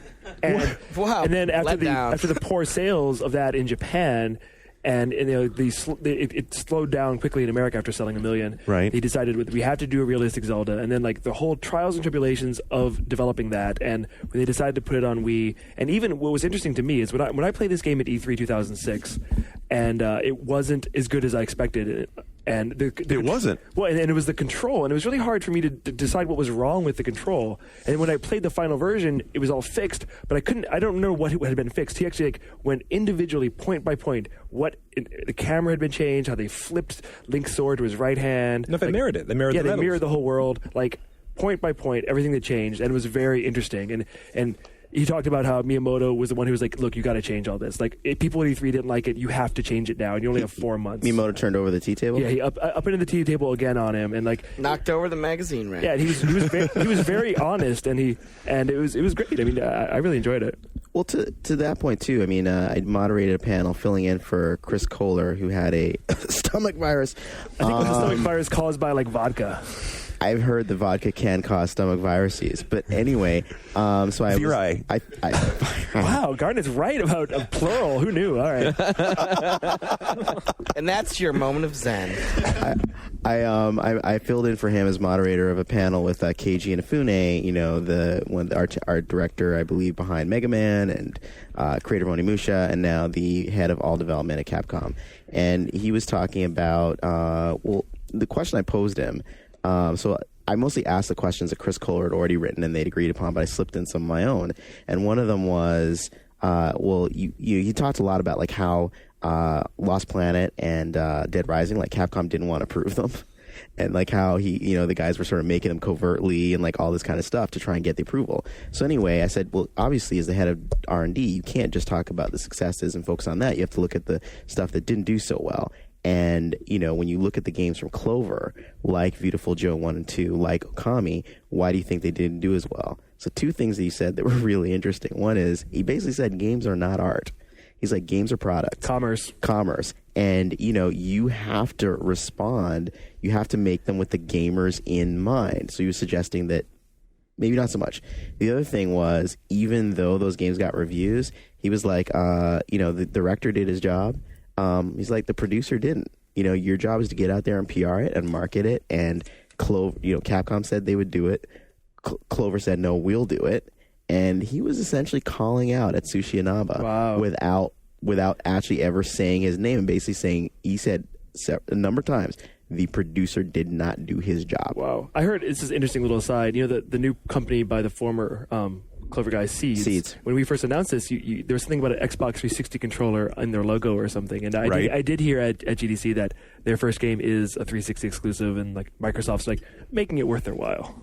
Of course, so it'll be. I mean, it's going to be the same sort of deal that Lost Planet and Dead Rising both enjoyed, which no one will ever talk about. But it's a co-marketing exclusive, and whether it's lifetime, 6 months, a year, it's a co-marketing plan. When Lost Planet came out, and you saw ads up the wazoo for 2 weeks, it's a huge part of the deal. Forbes did a piece, I believe, on the $20 million marketing budget that went into Lost Planet. They actually codified the numbers, but the Forbes writer never asked, oh, did Microsoft pony up half of this? Or he never included that. He asked the question in the piece. But absolutely, as a co-marketing game, no one will ever talk about it. It'll be the same thing. But look, money is money, but how would you guys feel if your magazines and your podcasts were only big overseas and no one was listening to them here? Would that bother you guys, or would you guys be like, cool? It'd be really hard to read the boards. Well, it's a tough question to answer. I mean, I think it's really cool that we have listeners from New Zealand to, Peru to South San Francisco. I mean, it's kind of, and that is because it's the internet's a global thing. I want to go to the product thing for a second, because art is also product. I mean, I think it's a sort of narrow-minded view to say, well, I'm just making this thing that I put on the shelf and put a price tag on and try and sell to meet some supply and demand. That ties in with something that that Kojima also said when OPM interviewed him last year. He was adamant as well that it's not, because art is supposed to be an expression of the artist, and it's trying to make a point. Miyamoto's the same way. Miyamoto has said similar things. You know what I'm saying? It's like, and I understand and I respect the honesty, and I don't think I would disagree with them. I think the medium is artistic. I think games can be art. And the reason I let those guys off the hook is because they're not saying it as a way to shortchange what they do or make an excuse for subpar work. There are other people who sort of do that, or other people who defend stuff. Like, I mean, you know, people who read my blog know that I've been on a bit of I've said several times that the writing in Gears of War wasn't that good. Shock. And my whole thing is, honestly, it's not I like Cliffy, I like Epic, I like the games they make, and the gameplay is good, and clearly that's the core of the experience. But my whole thing is like, look, you spent all this money on the engine, you spent all this money making the game look great and play great.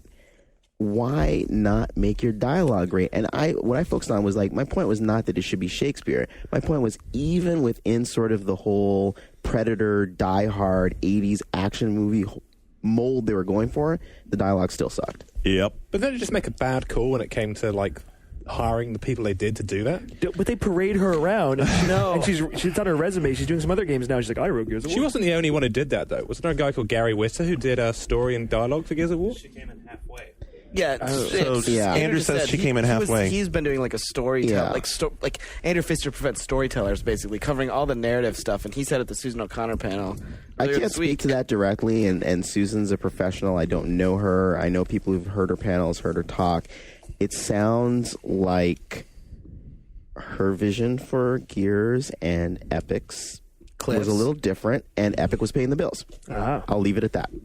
You know what concerns me also about considering a game just a product is that leads to the sort of mentality where you get a lot of focus-tested changes to games because this will sell. Oh, they say this aspect will sell. Oh, they say this aspect will sell. And to me, the best games are the ones that are tightly focused visions of their creator, and they don't allow over-focus testing to bring in a whole bunch of other elements that don't necessarily fit. Well, look at Rockstar never focus tests. It's a big thing. They always say it every time we interview them, and probably one of the reasons why you responded to Manhunt was because it was delivering on what it was they wanted to do. And if you didn't like it, they don't care because it was this is it. This is what we're trying to do. Sounds like an artistic approach. I think if you have a great vision and you deliver on a great vision, you'll have a successful product and you'll make a lot of money.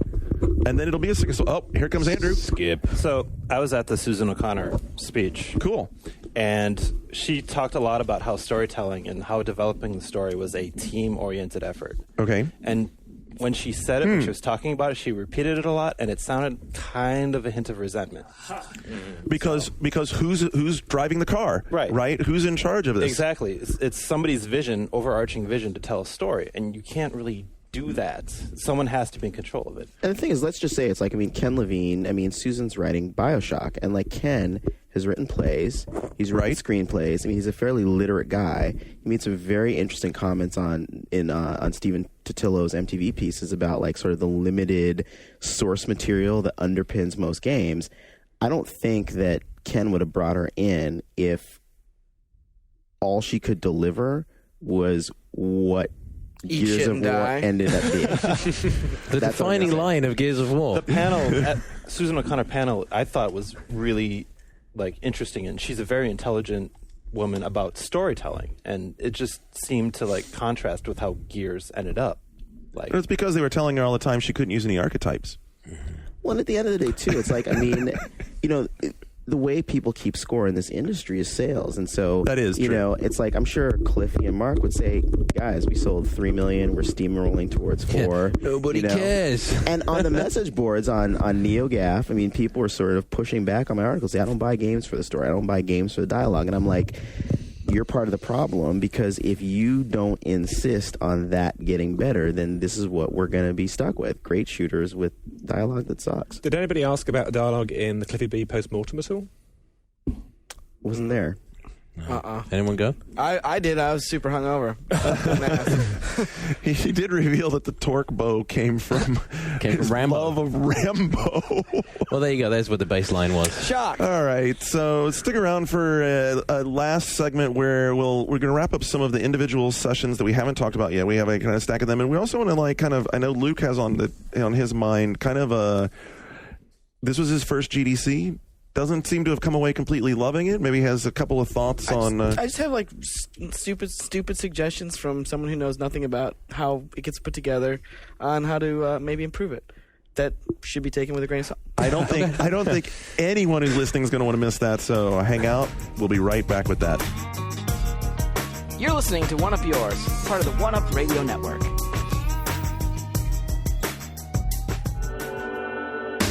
Now available, the highly anticipated new album, Illuminate by Karma Coda, featuring the hit single, Turn.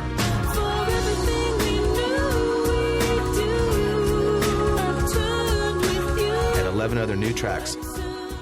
The new album, Illuminate by Karma Coda, is available at iTunes, Amazon.com, and CDBaby.com. Visit them at MySpace or KarmaCoda.com for more information. Karma Coda, Illuminate. All right, we're back, and guess what, gang? This is it, the final segment, the final hurrah for GDC 2007. The last gasp. And this is a pretty good group of journalists we have right here. So I think the way we're going to do this is we're going to go around and everyone's going to tell me what the most interesting thing that they saw in a panel or heard on the floor or saw in general that we haven't talked about already was to them. And I'm going to let Shane start. Shane, what was the most relevant thing that you took away from this GDC? That we haven't talked about yet? If you want to bring something back in, that's fine. If you that'll just make it even shorter. Yeah, that'll make it even shorter. We'll just be like, okay, we did that. I saw nothing here that was more important or phenomenal than Little Big Planet. And what do you think Little Big Planet's going to mean then? Why is it the biggest to you then? I think it's the first time a publisher, a platform holder has delivered on the promise of letting users create content and share it. And this is because people that were calling out the podcast we did earlier this week, it was either the first one or the second one. When we said it was a, I think we said something along the lines of it's one of the most important announcements Sony's ever made. People misinterpreted that because they were watching the video and seeing a platform game. The actual game itself isn't the important part. No. It's that, we've seen Peter Moore and Jay Allard and numerous people at Microsoft stand up and talk about generating the, this YouTube Web 2.0 type environment for gaming. And XNA is not that, but Little Big Planet is. I mean, it's the first thing. And hopefully we are going to see other types of games and more open games and and take this whole metaphor that they've built and just grow it. And if you see the enthusiasm, the incredible enthusiasm coming from the development community after seeing this game, I can only think that it's going to spark a lot of new ideas. There's a publicist at Microsoft who will remain nameless who will periodically be like, dude, you got to ask Ken, like, where's the cyber world? In Newsweek, he said, it's jacking in the Matrix. Where's the cyber world? Where's the cyber world? So I sent him an email after the press conference and I said, I think Phil just showed the cyber world on stage at GDC, and if you look closely, you can see Velocity Girl. She's making levels in Little Big Planet. Wow, that's dirty. Nice. Yeah. I like it. I haven't gotten a reply. We like you. So before you get away from that, so you don't think that I had to pull up Darren's story here about how XNA is helping indie game developers? Because I think it's something completely different because XNA, like we said the other day, XNA is work. XNA is work. You have to sit down and make a game, and you can do it in 4 days, but you need some fundamental understanding. Whereas me and my 3-year-old can sit on the couch and create a game. You can create your own game that just the two of you understand. Right. It's our little thing, and then we can choose to share it with the world, or choose to share it with our friends, presumably. Or it's like you can do that with your wife. It's changing the way we think about and interact with games. So XNA Game Studio Express still too high level. Are any of you here going to sit down with XNA Studio Express? Hell no. No. I have a job. I would compare like the level editor in Little Big Planet to, say, YouTube, and XNA to, say, iFilm. That's a really I wish I'd said that. Oh, it's okay. You can steal it and put it in your blog, and the only people that listen to the podcast will know. Look, we stole stuff from your blog in this show, so that's that's Ollie's gift through us to you. I appreciate being stolen from. No, I mean, I think that so two things. One is that there's a lot of stuff that was bound up in both Home and Little Big Planet. There was stuff that was obvious that people got, and clearly they responded more strongly to Little Big Planet than Home. But there's also a lot of subtle stuff in there that I think is going to take weeks to unpack. And one of the things is that, so I think a lot of people focused on the level building part of Little Big Planet, but the fact that you could deface levels and just put stuff up in it. So there's layers of user creation even within that. And I'm assuming that this is something that the Forza guys have talked about when the paint jobs and everything, which is their Velocity Girl thing, where you can either choose to lock something and then put it into the auction house, and then it's a paint job on a car, and if you paint over it, it's gone forever. Or you can sell it unlocked, and then it's an open set of graphics. And then it becomes almost the virus kind of stuff that EA had messed around a little bit with vinyls in Need for Speed Carbon, where once you've got it, you can pass it along. But in this case, you could pass it along and put your tweak on it and then passing it along again. I think we're going to see a lot of... And this again comes back to when these mechanics take over from the goal-oriented stuff, it's a little bit... I mean, this is also the stuff that the original Live Anywhere demo was, that the tinkering with stuff becomes as much a part of the game as the actual whatever the objective is. Exactly. But couldn't Little Big Planet's level to become about goals? Well, potentially, yeah. But I mean, I think the point appears to be right now that it's the act of playing it. Well, it could be in an interesting way. I mean, my sister did study playwriting at Columbia, and the woman who was the head of the directing program there was Anne Bogart. And one of the things that she did was she would try to unlock the creativity of the acting students by giving them 30 minutes to create a 5-minute play. And she would say, there was a tagline war is blank. They would have to answer that question, and there were a list of things that they would have to include. So 30 seconds of simultaneous activity, 30 seconds of silence, a birth, a revelation, a betrayal, these lists of abstract things, and you only had 30 minutes to create it. And what that meant was you couldn't get too precious about it, and half of it would be terrible, but there would be these astonishing images and things that would come out. So imagine if there were challenges that were put out saying create a level using only these elements. You know what I'm saying? Or create a level the clock's going to say go, and you've got 10 minutes to create a level. There's so many ways that you can, just by putting rules on top of this stuff, create all kinds of stuff, even within the relatively limited world compared to, say, something like XNA. Yeah. I'm very curious to see what Sony does with this. And I've talked to several developers here, and if you saw the video, you can sort the levels by developer-created levels. So I think a lot of big-name developers are so excited they're going to be making levels, and who doesn't want to play? Can you imagine the explosion when it's okay, Kojima just did a Little Big Planet, or David Jaffe, or whoever. It's huge. It's gonna be very, very cool. Okay, Ollie, your turn, man. Hit it out of the park. Your big tech away. I don't know, I just found it, just following on from that, something that Don Daglow said about this whole thing of opening up the market to amateurs, or students at least. Okay. And saying that, what might happen in terms of people being able to make game designs is that it might basically actually lower the value of game designers. It might become a bit like how sci-fi writers were in the 40s. That basically there was a huge demand of... Lots of people were writing stories for sci-fi publications, but they only had space to print maybe 10 a month, which meant if you weren't prepared to accept the, say, 3 cents a word value, that basically they go with the next person who was. So it wasn't always about quality. I mean, I don't quite feel that is going to fit exactly because distribution is different now. Yeah. Luke's definitely jamming to that.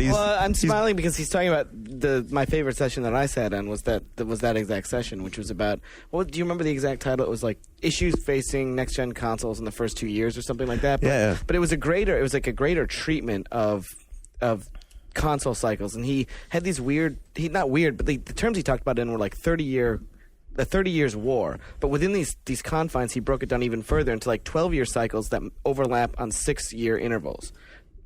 and then how the platform's going to evolve and change. It was a giant Venn diagram. Yeah, it was a giant, awesome Venn diagram. It was my favorite session by far that I sat at. It was the one that you didn't make it to. It was great. Finger was pointed at Andrew Pfister there. I'm sure there was a good reason. Late bus. No, he rides the 38. Trust me. No, no worries. It was like that session was, and it was just straight PowerPoint, and he was just a great speaker. So that's yours also? Fantastic. Yeah, that whole session was incredible. Okay, so give me another point out of it then of why.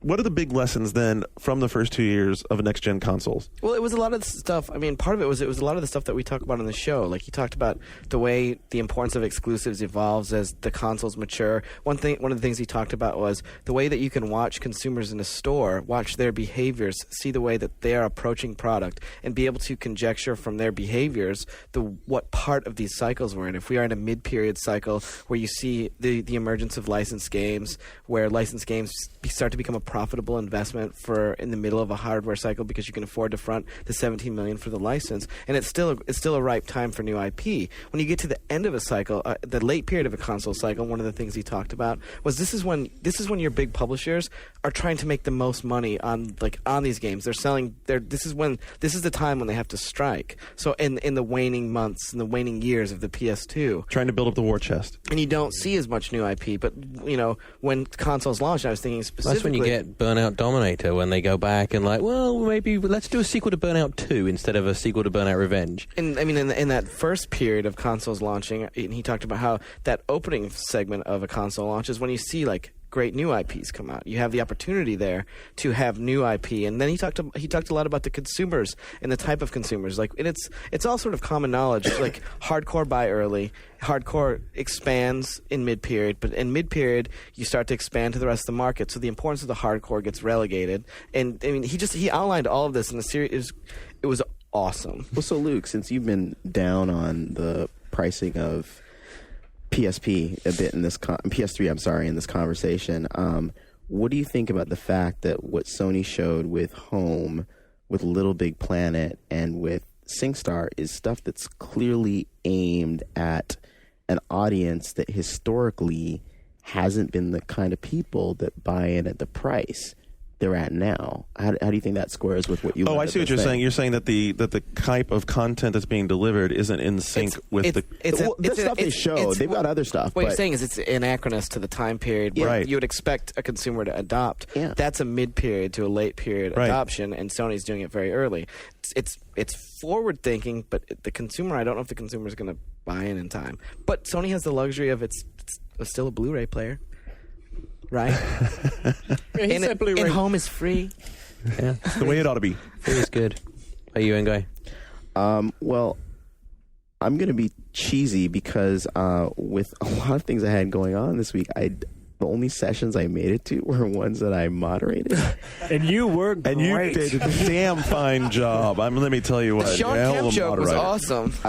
I'm not going to... Thank you. I'm not going to get that cheesy, but I am going to sort of put in a plug for my blog and say that there was a conversation that I had with Jamil back in January around the controversy around Super Columbine Massacre RPG. And so the whole last part of our conversation was around the implications of that. And one of the ideas that I threw out there was something that in my initial response to the controversy went on a bit of a rant about Slam Dance and how it was cowardly and the fact that they wouldn't have pulled Bowling for Columbine or Elephant from competition. There was a paragraph I intended to include and didn't because I was like, I'm ranting too long. And the paragraph was saying that the biggest barrier to games being pushed as an art form and accepted as an art form isn't from without, but actually within. It's gamers and game developers who are like, you know what? Mario's fine. Zelda's fine. Gran Turismo's fine. Like, why introduce that kind of ugliness, filth? Like, don't challenge outside issues, any of those. Exactly. And I saw that. So even though I didn't include that, I looked at comments on various message boards, including your own, and there were a number of people who sort of took that attitude. And I feel that, I come from sort of being interested in art house film and, literary fiction and sort of feeling like, nothing human is alien to me if experienced through literature. I'm a big believer in that. So, and just sort of even the idea that the organizer of the festival, when finally pushed by Heather Chaplin, the journalist and author, in a New York Times article, was sort of saying like games are different from movies and other art forms in that they're interactive and whatnot. I said, okay, yeah, mechanically they're different, but at the end of the day, it's not real. You're not swinging the sword, you're not really pulling the trigger, you're not doing any of those things. And so in that sense, they are the same. And for this guy to apply, his personal morality to a game that he accepted in a competition and then pull it was ridiculous. And so Jamil and I had a really interesting exchange on all those sort of issues. Well, it's interesting you bring up like controversial subject matter, because just today we ran a story on OneUp about an interview in Entertainment Weekly with David Jaffe about his canceled PSP game that was known as Heartland. That's fascinating. It's so bizarre. Well, It's let me so read bizarre. you a quote here about the subject matter of this canceled game that we'll never see. First-person shooter. Heartland was the story of China invading America. It was a first-person shooter where you played a soldier debating whether to stay and fight for America or go AWOL to meet up with your family. We were trying to put a lot of gameplay that would evoke emotion. You had sequences where you'd go into homes and your commanding officer would tell you to shoot innocent Chinese Americans. It was very dark and meant to cause players to consider what it's like to live in America and be an American today. Hearing myself talk about it now makes me a bit sad that we didn't finish it, but I wasn't incentivized to make it in a way that I could go to my family and say, quote, "You're not going to see me for 90% of the time, but there's a pot of gold at the end of the rainbow." There isn't a pot of gold at the end of the rainbow, at least the current way the industry is set up.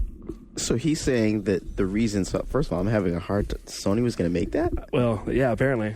Wow. And so he's saying the reason he couldn't justify being away from his family to make that game was because Sony wasn't going to pay him enough money. I guess so. Reading between the lines, I mean, he didn't. That's pretty much. I wasn't incentivized. It's not even between the lines. It's the lines. How smarmy.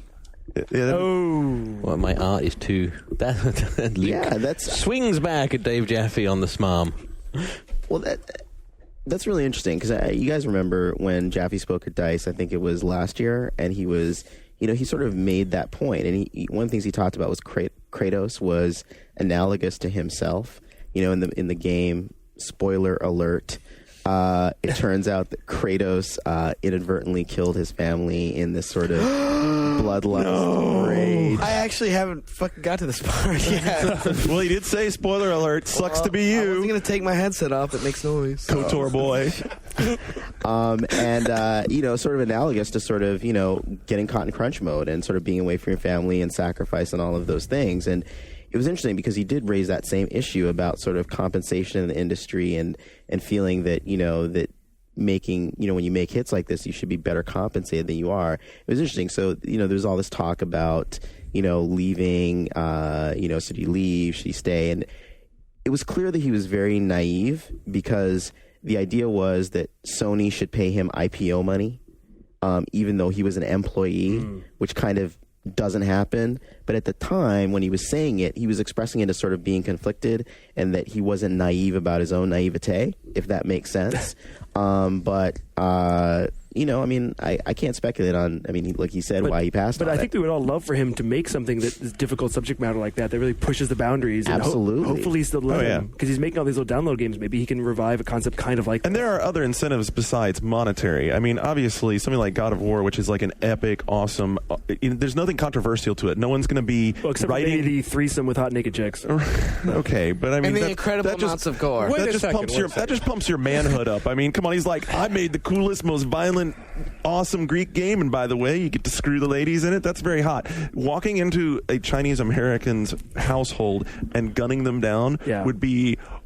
there would be so much potential backlash to that. So that would be a big counter incentive to making it, because how do you want to be that guy?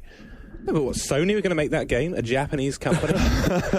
Japan that has this still is... Well, it goes back to that big Chinese-Japanese relationship gulf. They're not the biggest fans of the Chinese. Maybe Jeff can get Microsoft to do it.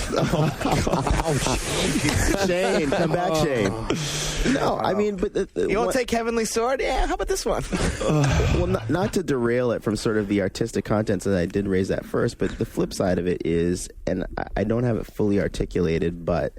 there is something disturbing about the industry where the sole qualification for IP ownership is essentially that you fronted the money.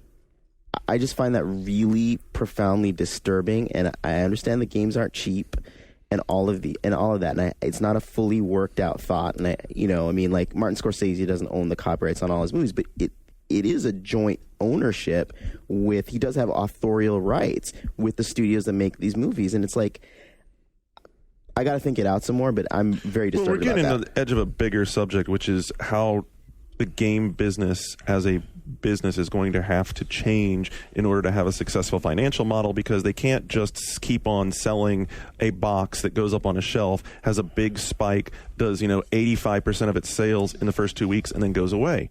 It's not working. It's fundamentally not working. That's why you have download games. That's why you have indie games. You're opening a big old box of... I know, you're opening a big old... It's friggin' Friday. It's about negotiation in that sense, that if a publisher's going to give you, $10 million over, say, 3 years, they are going to want something out of that. So it's a case of, they end up getting that for themselves. Whereas if people do, say, Xbox Live titles out of their own war chest as developers, of course they're going to keep the IP. And hopefully they can go further than that. Well, I don't know that it's... Everything's a negotiation, absolutely. I question how much it is a negotiation where it seems like game in, game out. When Sony does games with external developers, Sony owns the IP. I mean, how's that a negotiation when everyone seems to be cutting the same terms? Probably not financially, but Sony walks away with the IP at all times. I mean, there's been a few where that hasn't happened, but it's normally been when... there's a pre-existing, like at Spyro. Yes. That belonged to Universal, right? For some reason. When games were cheaper, though. Right. That game was what, $5 million game or something. But yeah, these days it's just getting insane. I'm looking at Ted Price, and he talks about why Insomniac has remained independent. They didn't sell to Sony like Naughty Dog did, but Ted doesn't own the IP to Ratchet and Clank, and he doesn't own the IP to Resistance. And there's part of me that's sort of wondering, when is Ted gonna bet on himself? Can he bet on himself? I mean, at the same time, Jason Rubin and Andy Gavin, from what I hear, tried to raise money. I don't know how much they tried to raise, and weren't able to raise the kind of money that they wanted to raise to make the kinds of games they want to make. And the flip side of it is, there's a new publisher that's being started called Liquid or Brash, something like that. It's like a lot of ex-Vivendi guys or some ex-Warner guys. They raised $500 million. Wow, that's a whole what does that stack say? Of cash. How much did Capital Entertainment Group raise? Not enough to stick around, but this publisher did, and I'm just sort of again, what does that say? And you know what their business model is? Apparently, from what I hear through the grapevine, the business model is licensed IP.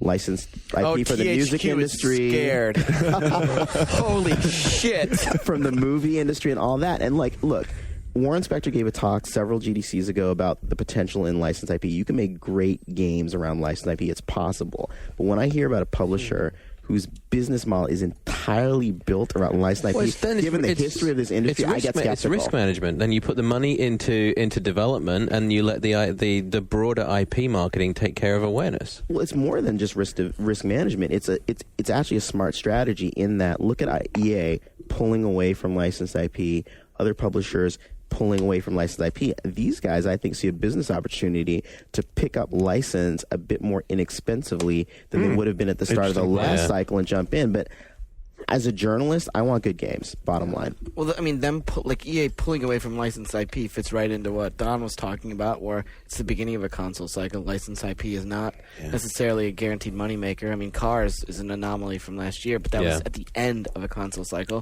when it's ripe for the And pickings. it straddled the kids and adult face. I mean, it was very unusual for what was essentially a kids title from THQ. It was developed by Rainbow. It was a sandbox game to all intents and purposes. It was, tied in really tightly with the Pixar marketing. I mean, it was an anomaly. That and the Penguin game from Midway, that was huge. Happy Feet, It was huge? It was huge. This is a huge can of worms, isn't it? Because right now I'm already thinking out the whole Oddworld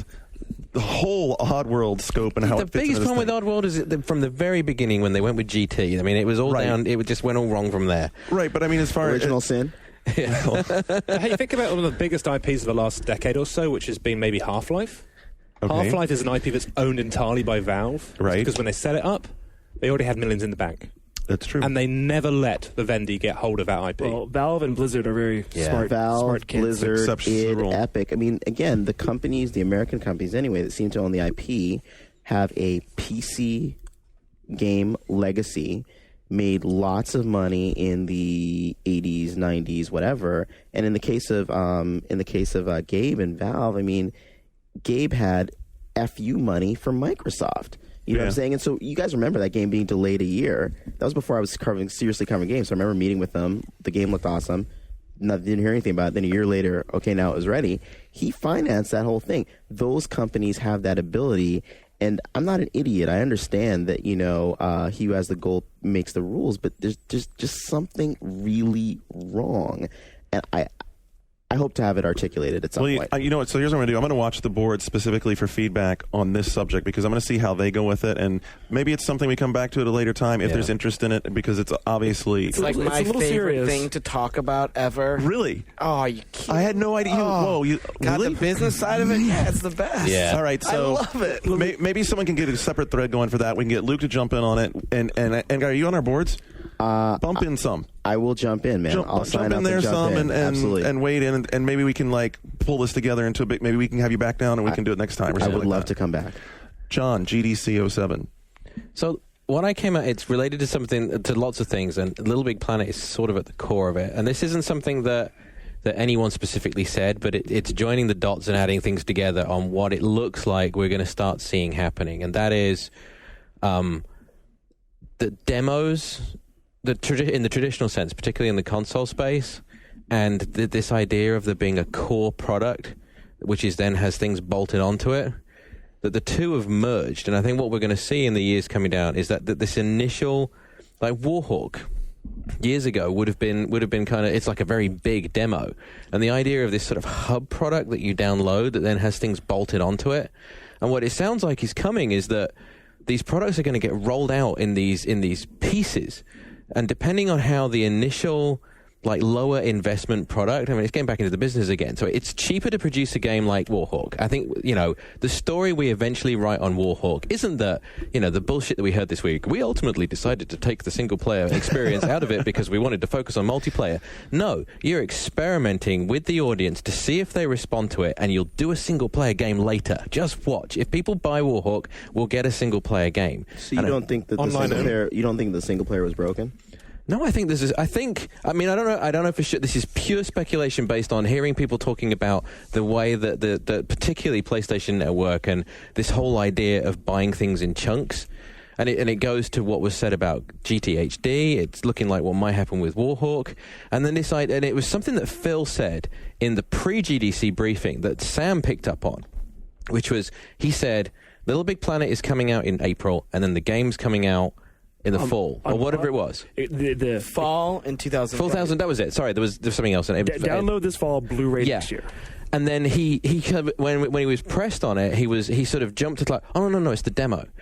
And then Sam asked him, so am I going to be able to build levels in the demo that are going to end up in the final product? And Phil was like, You're very perceptive. You're very perceptive. So what this means is that the Little Big Planet demo isn't the demo. The Little Big Planet demo is the core product, and they're going to keep adding to it. And then what we're going to get into is this, the way HBO does shows, where you get if you don't have HBO subscription, but you can get maybe on-demand shows, and you watch ones, and then if you like all of them, 6 months, a year later, you go buy the box set, and they charge you $100 for it. And now we're starting to talk about a business model that has longer legs, that can keep people employed. And this is going to if this works, and it's very, very risky, but if it works, the whole model of the way that games come out, the initial, it's not a $20 million investment up front anymore. It's not a spike that just disappears. It's purposefully managing this long tail and blipping it multiple times. And if something really does stick, and then you come out with the Blu-ray version that has all the bells and whistles and presumably, director's cut marketing and behind the scenes bullshit and all this kind of stuff, and they get to charge all the people that weren't really paying attention as it was unfolding get to drop $70 on it, on the and they have it. Welcome to Next Gen. And I think you look at the way that MMOs have evolved and some of the things that have been announced recently. I mean, this is extrapolating to a huge degree right now, based on lots of little things that people have said. But it was Phil that I think that really dropped some pieces into place, and it was Little Big Planet again, and that is, ultimately it's all about packaging. If you're convinced that Little Big Planet will actually come out on Blu-ray, Maybe that's just an assurance to retail. Well, this is the other thing. If you're saying, hey, we have a digital download strategy, retail immediately goes, oh, great. So you ship a $600 product that we have sitting on shelves forever, and then you're not going to sell the software through us? Thank you very much. Fuck you. It's even what you're saying and what Phil's alluding to is even more provocative than that in a way, because what the game is a platformer that's built around a tool for user-created content and modification, that the demo is then going to be used as a mini tool or full-ish tool to build the content to seed the way for the finished product. And presumably by downloading it and uploading it, you're uploading content that they're then going to sell, which presumably you're signing away any rights to. Absolutely. Well, I'm sure that'll be in the license right off the beginning. But you'll click accept. You click I agree to get past. I agree, and then when people buy the packaged copy, they're like, oh, there's this awesome level in the packaged version of Little Bit Planet. You're like, but look at I built that. But your name's going to be on it. Look, you might be in the credits, but look at Spore, right? So the Sporepedia and the suggestion that they could build a Spore card trading card game around sort of the Sporepedia, which are these card-like things showing like planets and creatures and stuff like that. And is EA really going to cut users in on that? I don't think so. You'll be signing a user agreement like you do now with any site that you submit to. You give it to us, it's ours. Thank you very much. The future of game design is they enslave the children to make games for us for free. This sounds like a South Park episode. The sweatshop is the future, as is Flow, Luke. I wish I was dead. All right, so on it, you're up. I was surprised this one hasn't come up. I was going to go a completely different direction, but because it hasn't come up, I feel like I have to come out and say that it's been controversial for me because people have perceived that I've already judged it. But Home gives PS3 such a tremendous kick in the butt. Wait, I thought you didn't want to live in a sci-fi world. Well, so look, first of all, I don't really want to live in a virtually realistic, like photorealistic world like that. I don't understand why Home doesn't have any of the cool, iconic feel and look to it. And maybe you can skin it, and maybe you can do those things. But Home is. You don't understand why they want it to look like reality? That's like, I saw someone on the board, they're like, oh, what a missed opportunity that they didn't have the Little Big Planet designs in Home. I'm like, are you retarded? That's a really good point, because I fucking said that last week. Are you telling me I'm retarded? Yeah, no. Dude, whatever. You're so why can't it be cool? I'm going into a virtual world. Why can't it be cool? Why can't it be different? I understand later added the option of having different kinds of characters possibly, but from the outset, what do people relate to? People. And it's supposed to be, remember, unlike Little Big Planet, which is entertainment, Home is more of it's basically the message. It's like the lobby, right? So when you're playing Gears of War and whatnot, you're essentially kicked in and out of text lobbies, and you just hear each other chat. The whole thing about it that's sort of like, I think, kind of subtly brilliant is the fact that first of all, it's not photorealistic. I mean, it is iconic. It's just sort of more it's like Sims overstatement. Sims it's not photorealistic, clearly, but it's using real world textures and appearances. Absolutely. But the other thing is that it's sort of meant to almost recede a bit into the background, and the focus is really on you and your friends interacting around like watching video or playing arcade games or mini games and stuff like that. That's why it stood out to me, and that's why I made it my choice here to talk about it, is because it is a big step forward for them as far as a interactive way for people to relate through the console over the internet that's accessible to a broad market that has tremendous potential. And yeah, I've been skeptical because I have some questions about the gamer parts. We all have a lot of. I have my own skeptical and we all questions. And that's all I'm saying. There's a lot of questions to be resolved, but you cannot overlook at how big an impact it had for them in the media, in people's responses. I can't tell you how many threads I read like, "Oh my God, I'm buying a PS3 now." I mean, it was very strongly positive support for it. It has a lot of great potential. It was Home that was driving? I got the sense it was more Little Big Planet that was driving. I think it was both. It was the combination. If you look at like the mainstream, you look at Google News and see what people are talking about. So a lot of stories about Home. Yeah, that's where I was looking at stuff like Google News and that kind of thing. Right. Anyway, I just think that's huge for them. I think the potential's huge. They have a lot of questions to answer. They're who knows how it's going to work out, but the potential that they're throwing out there is awesome, and that bodes really well for them. They needed to have this for the PS3 to really be successful. Did this feel like E3 2005 all over again? Let's ground this a little bit, though. Like, the kids are getting a little out of control. Okay. Sony's made tons of promises to consumers That's over true. the last 3 E3 years. 2005. It's exactly right. So you can bank on this bed of promises not delivering in its entirety. So don't get too hyped up on things right now. Let's stay realistic. Sony said they were going to ship in March of 2000, whatever the fuck. They didn't. They said it was going to be worldwide. It's not. Let's be realistic. I've tried to stay realistic, and at the same time, I would still come back to, I was asked on G4 the other day what Microsoft answers was to this, and I rattled off games because I think their answer is still that they have software, and that still remains the biggest hurdle for the PS3 is getting quality titles of a number that would get you to go out and buy this machine and enjoy it and have a good What time. we said on Wednesday this week or whatever, and that is that there's pretty much a really decent 360 game every month and this year. that's a big deal. I would argue that's their answer. But people are kind of act like there are no big PS3 games this year, and I argue there's at least like 6 or 7. Oh no, there are big PS3 games this year. Absolutely, it's just that they need them, and they need them the sooner the better. I mean, that's the Microsoft nature has of the marketplace. momentum. I mean, that's right. part of their response. It's just they're further along the curve and they're delivering on stuff. And when Sony with those 6 games, they need to really push it. Right. And here's the thing: when you knew Sony had to eventually come out with their answer to a big connected community,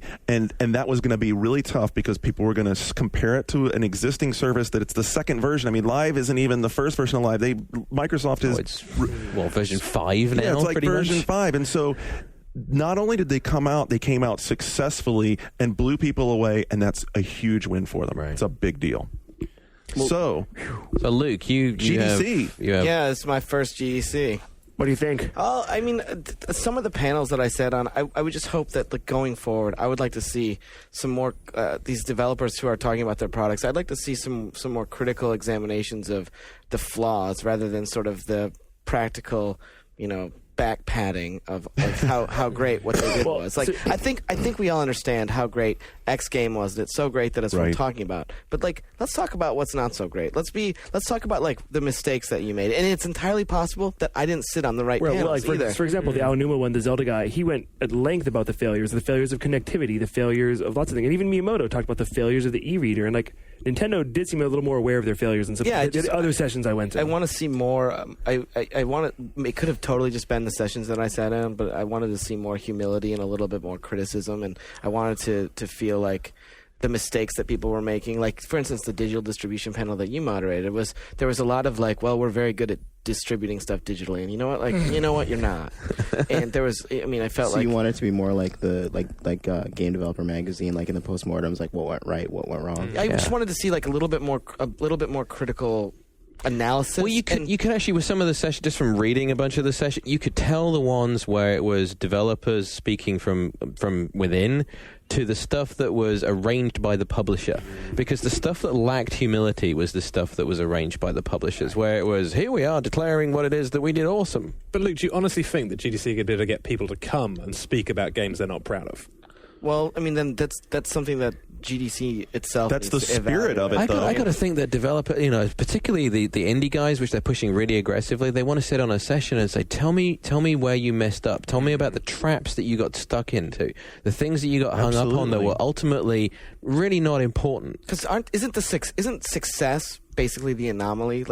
Failure is the norm. You saw Alex's talk at DICE. No, I was in a meeting. Oh, sorry. But where he talked about Alex from Regopoulos from Harmonix and talking about their history, and it's he showed it by profit and loss, and it was only the last 2 years of their 12 to 14 year history that there was anything that was in the black. Everything else was in the red.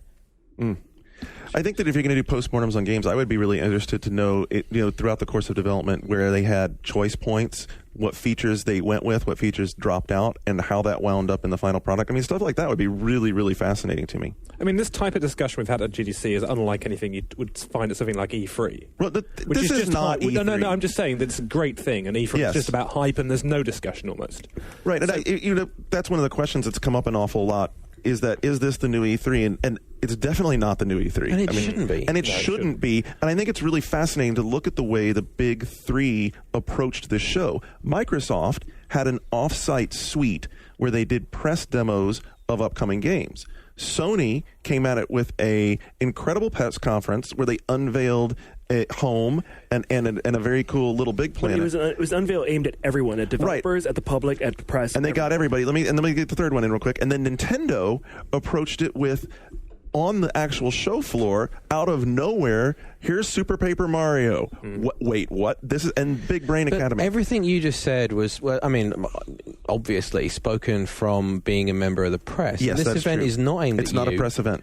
We're there, and we were a part of what happened at this GDC, and more than ever, this GDC was a media circus, and it shouldn't be. I mean, it's not intended for us. It's the point we made earlier on about keynote versus press conference. This isn't a place for Nintendo to roll out Super Paper Mario. It's irrelevant unless they're trying to prove a point with it. It distracts from the developer part. The message for Super Paper Mario should be, look, this was a GameCube game 5 minutes ago. Look what we did. You can do that too. It sounds a bit like they're damned if they do and they're damned if they don't, to a sense. That people would be equally as pissed off if they'd shown no new product here. Yeah, I think you have to look at the publishers are struggling, and PR people, Luke's favorite people, are responding to the challenge of the collapse of E3, the rise of the E3 Media Festival. The rumor mill has it that publishers and the ESA are at odds over the exact format of the event. And so, in my interview with Jamil, he talked about the fact that, there are a lot of publishers and developers that are looking at GDC as a place to talk to the press and to talk to gamers in a way that before they were just talking to developers. Yeah. But John, it sounds like you don't like that. Well, I think it needs to decide what it is, and I think the problem this year was that it was trying to be both, and it needs to be one or the other. But outside of those two huge crowd-pleasing keynotes, most of this stuff was being done outside of GDC in the hotels, which you can't control. GDC at least managed to keep this like a film festival. And managed to, regulate exactly what was going to be discussed. So it didn't just become a case of, coming on and saying, we got a new game, we're going to shill it. That's true, and they have to maintain a show floor because that's where the tools vendors have a chance to interface with all the studios and show off, the latest and greatest versions of whatever, Maya and modeling tools and all that kind of stuff. They need that ability to access that marketplace. All right, wow. It was a pretty damn good show, guys. Wow, we hit everything. Shane's all like, oh, I'm tired. And deadline finishing, so we're going to let him get back to finishing up his magazine. We're going to let N-Guy get to dinner. Ollie, thanks for joining us. Sure. The rest of us, me, John, Luke, and Shane will be back with a pretty normal show next week. No home discussion, probably. I mean, depending on what. Sony will have something silly to say, right? And just remember, Luke, unlike E3 2005, the stuff they showed was playable. There you go. So we'll play some games. Don't forget to come talk to us on boards.oneup.com. And until next week, we are Ghost.